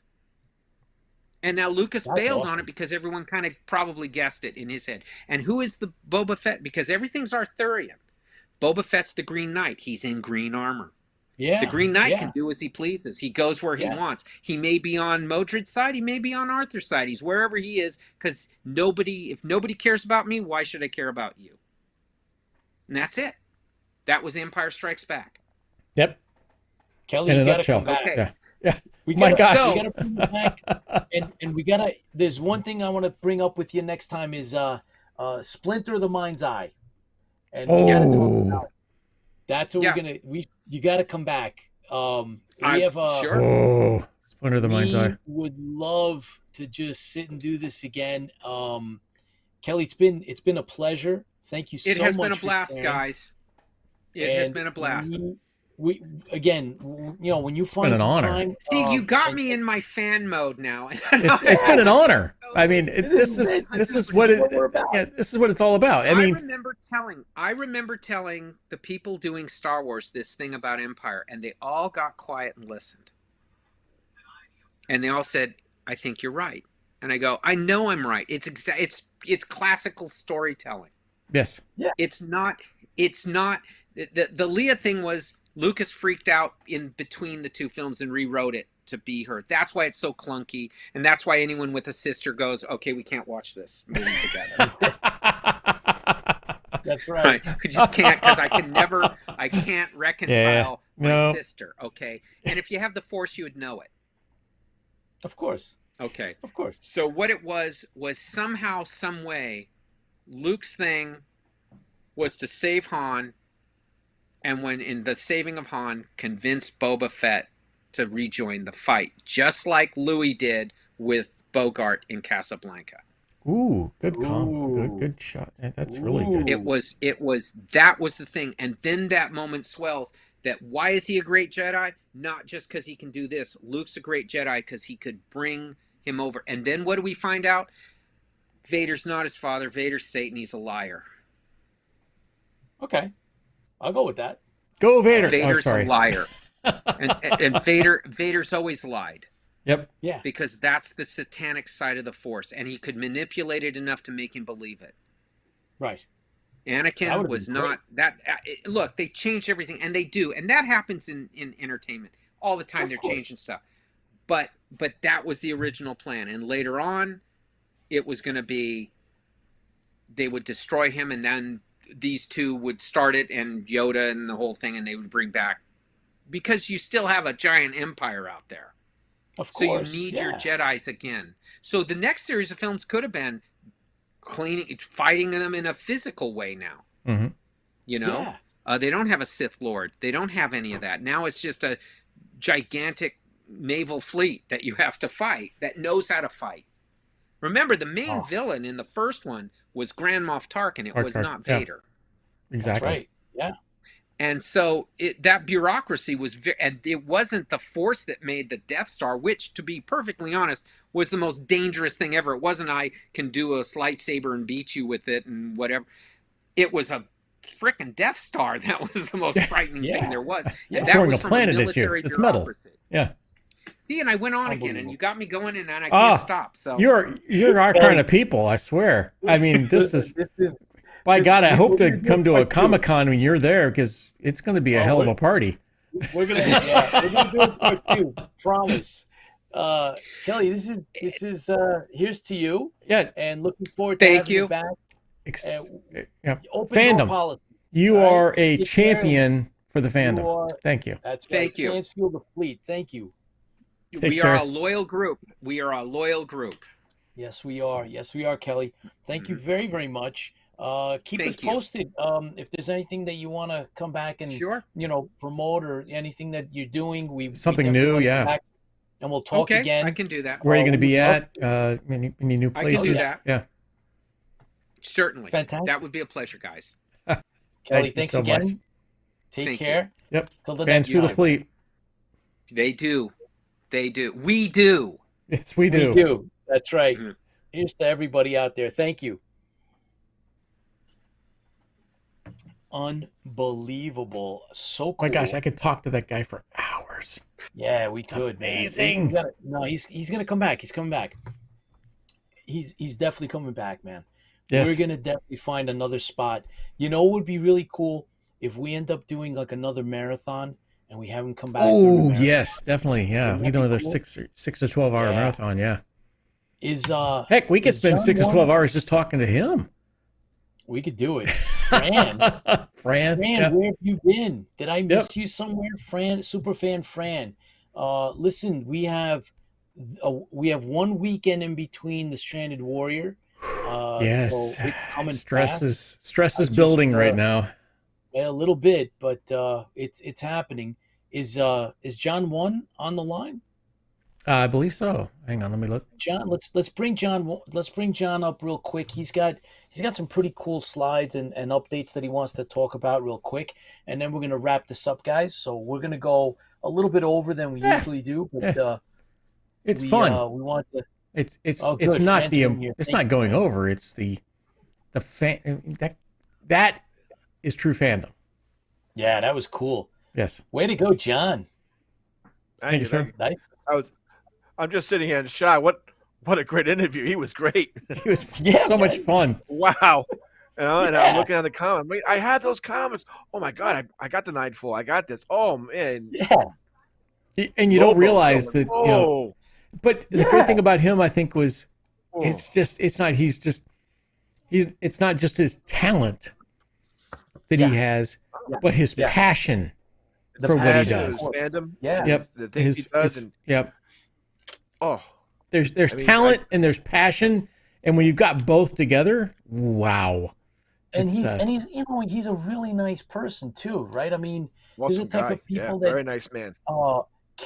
Kim was saying, like, you're online at, back in the day, you were online waiting to go to a movie, and you'd meet other people there that are, like-minded. You make friends, and I've experienced that way, being online at conventions. Yep. Exactly. I mean, you go to any convention now, you do the same thing. You're like, hey, how's it going? You start talking back and forth, or hey, you're dressed up as such and such.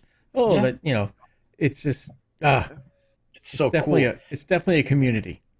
So, John, what do you got for us this week?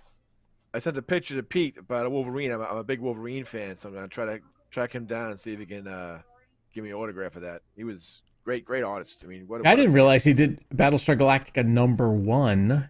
Yes, Battlestar Galactica and the Shadow. So we're gonna we gotta find when he's some con that he's going to. We're gonna go check it out. Oh, I'm gonna ask him after this. I'm gonna write him again and say thank him and. Got to find out when he, unfortunately he's touring Europe or something in Japan, and he's back to the U.S. I need to tackle that guy somewhere.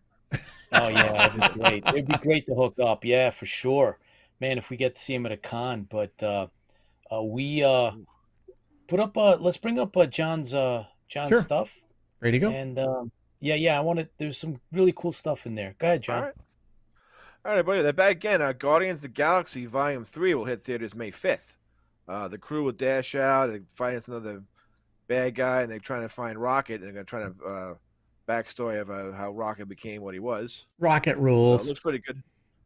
It looks pretty good. They got Cosmo, the space dog, there. So it looks pretty good. It looks pretty funny, and it's a James Gunn. This will probably be the last one, unfortunately, since James Gunn is over at DC. Okay, destroying DC. But hopefully he'll change out, but I don't know.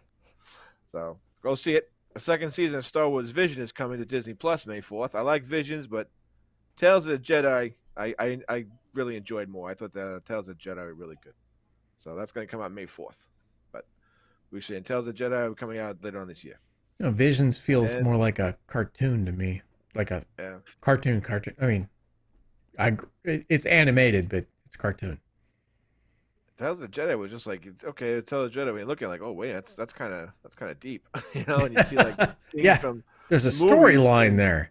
Yeah, of Count Dooku, and like, wait a minute, Count Dooku said something like that in the movies when Qui-Gon Jinn said the same thing that Count Dooku said to him. Like, oh man, and if you're a fan, you see these little things. He was right.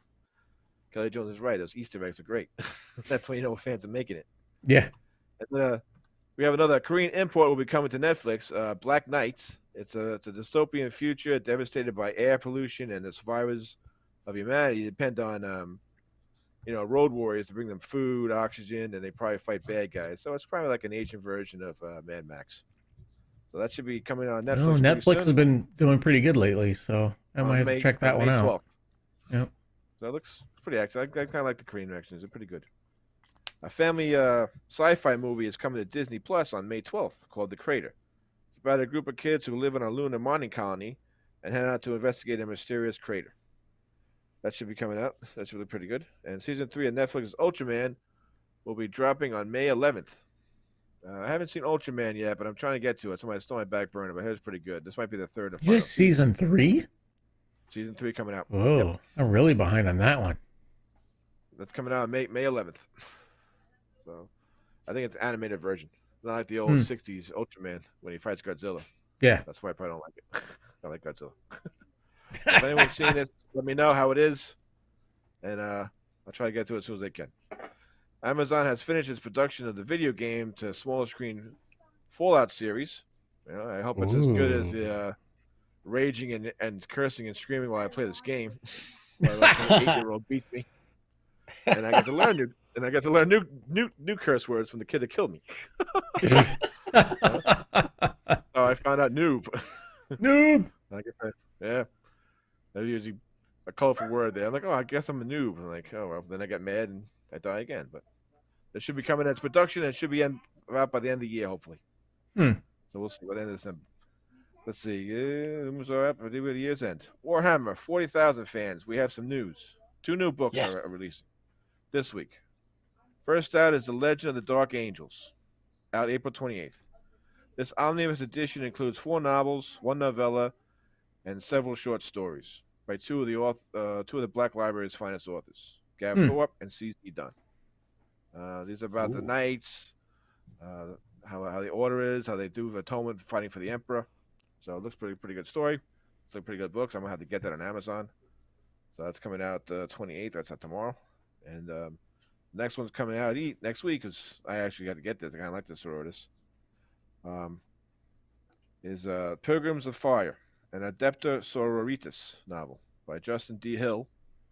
And I'm actually talking to Justin D. Hill. I'm trying to get him to come on to an interview with us. He lives in England, so really nice guy. So we're trying to get that date.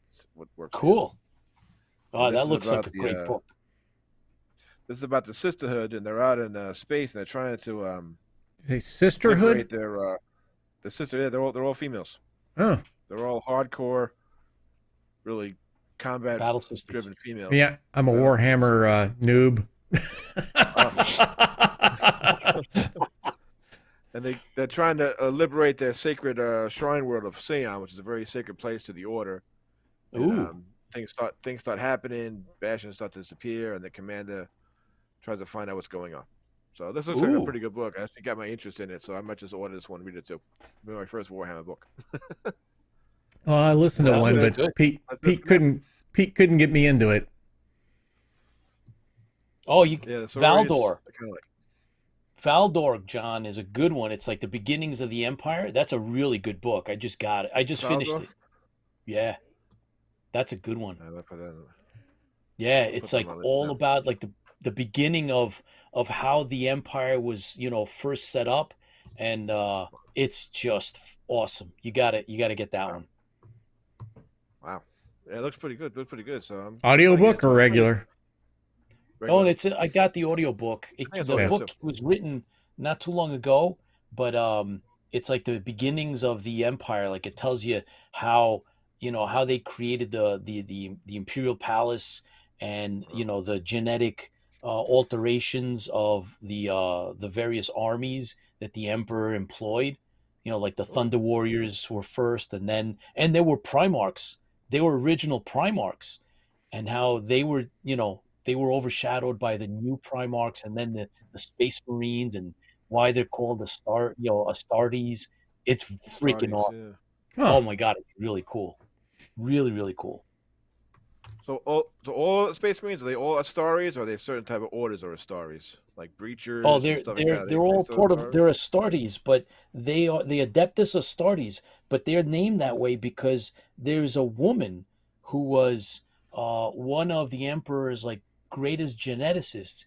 She helped create all these new gene-fashioned soldiers, and her name is Astartes.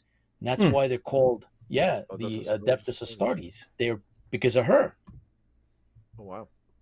Yeah. Wow. It's so cool. It's really cool. I hope I see them in the Warhammer series that they're working on Amazon. Yeah. So many reasons I can't go on in here.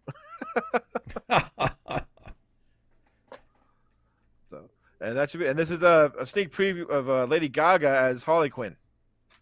And Is she actually been picked up as Harley Quinn? Yeah, she's out there doing scenes for it now. Yeah, she's gonna be the next Harley Quinn in live action. I just don't see it. Please don't let me go to the movie theater and walk out on another uncaring fan film again. Just don't want to spend the money. Not be able to eat my popcorn. Yeah, no kidding. So that's her. That's her filming for Harley Quinn, the next Joker movie coming out later on this year. Well, outstanding. Thank you very much, John. Thank you. I know that we got a lot of stuff going on. There's a lot of conventions. You're working on getting press passes for the Star Trek Long Island convention. Yes. Ooh. And Yes. we're waiting for a response back. And Yeah, I sent her the response, seeing what she's going to say, and she already cleared me, so she has for the names. So just gonna wait cool. for a response. When's that? Cool. That's going to be May 20th, I think. Yes, 20th and 21st. So I'm going to join John on Sunday. So the 20th, we're already booked to go to the non-sports card show in Philly. And then I'll come back and then I'll meet up with you, John, so that we can do the rest of the show on Sunday, the Star Trek one. And then we have Awesome Con, which is right around the corner as well. Yep. And we got press passes and we got a table. So we'll be doing interviews from the table. And we also have some of the stars from the Stranded Warrior will be coming to visit. Kierakopoulos for sure. Yes, for sure. So we'll be interviewing him at the convention. And then he said that he's gonna give out autographs and take pictures with fans that'll come by, and so that'd be kind of cool. Awesome. And then Dragon Con, of course. Which we have Dragon Con press passes for now. Dragon Con and just so much going on. Yeah, we're swamped. But guys, the Stranded Warrior is happening May 6th and 7th. The call sheets are going out. The scenes are locked. We just finalized one last quick little thing that we added to it that just happened to come up out of the last table read. We added a quick, very, very cool scene. Martin takes care of business. Yep. And don't go any farther. It's really cool. It's really, really cool. The ink is drying on that quick. It's one last quick scene that Martin has. And it's one of those things where somebody asks you, but what if, or how did, and then you're like, oh yeah. And then we did it. We have to figure that out. Yeah, let's figure that out. Yep. Yeah, and we did it. But wouldn't he? Yes, he would. Oh my God, it's going to be so cool. So we're looking forward to. I agree, Jeff. Red Eye is a hero, and he never said. And he never said, "Uh-oh." That's out of all of the Battlestar Galactica series, that is the worst line of all of them. Was the "uh-oh"? Really? That's not what a Cylon would say. I never thought he said that. I always missed that until I watched it like the 12th or 13th, 15th time. I'm like, what? Yeah. But anyway. And I've watched that numerous times writing the script for this last one. So he said that because he's got a dent in his head. That's why he said that. Otherwise he would have said I hope that's the excuse, but still. Anyway. But so John, we're looking forward to having you on set. Yes. John is going to be our production coordinator and in charge of all kinds of cool stuff. Work your butt off. We have we're very lucky. We have a fantastic CG team working on the project. Actors, Mr. George Zouvelos was on. I'm not sure if he's still on, but he was on during the interview. And so I want to thank I think you said Martin wrong. What? I think you said Martin wrong. You said George Zouvelos. I think you said Martin wrong. Yeah, he was on. He popped on. I'm not sure if he stayed with us, but he was watching during the interview.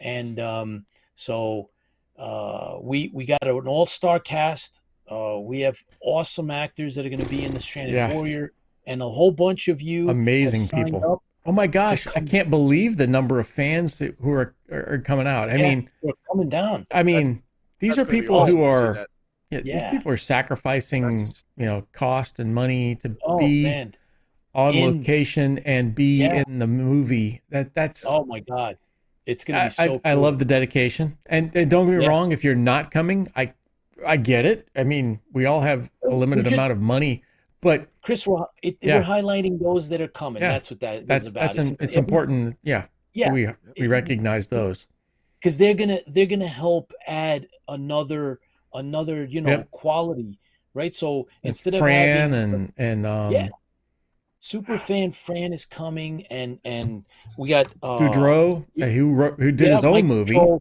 Michael Moyer, Gary Herder, and Dave Turnbull, and Dave Fretz, and award-winning sci-fi author Dorian Key is going to come down. He's doing our soundtrack.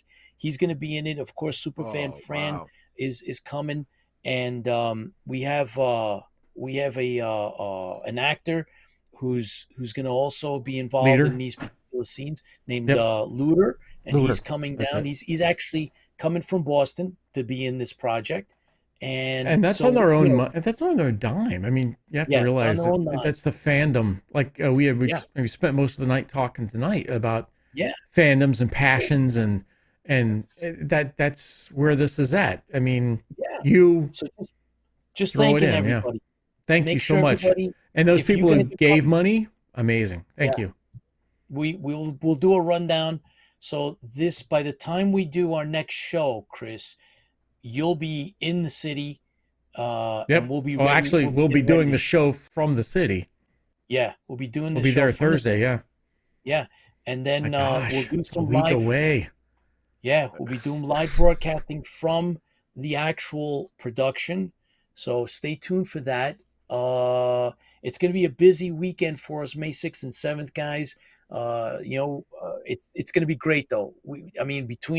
Remember, we're doing a Battlestar Galactica classic movie short, and everybody's in uniform and in costume. Not so short anymore. It's about 30 minutes. It's about 30 minutes, and it's gonna be great. It's green screen. We have all the talent that we could ask for. Huge talent. Yep.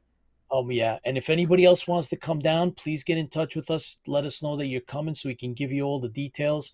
And we look forward to everything. I mean, it's just going to be great. John, I know you're taking time out of your schedule. I mean, all of us are. Yep. Taking days off. Time out of schedule to come down and make this the best fan film showcase that we possibly can. Yeah.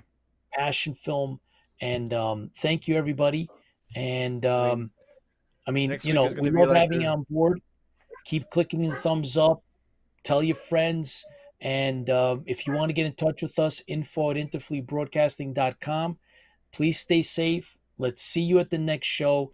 Keep the faith. And remember that this is our thing, is that fans fuel the fleet. Right, guys? Yep. This is you. Fans fuel the fleet. Take care. Thank you so much. Okay, guys.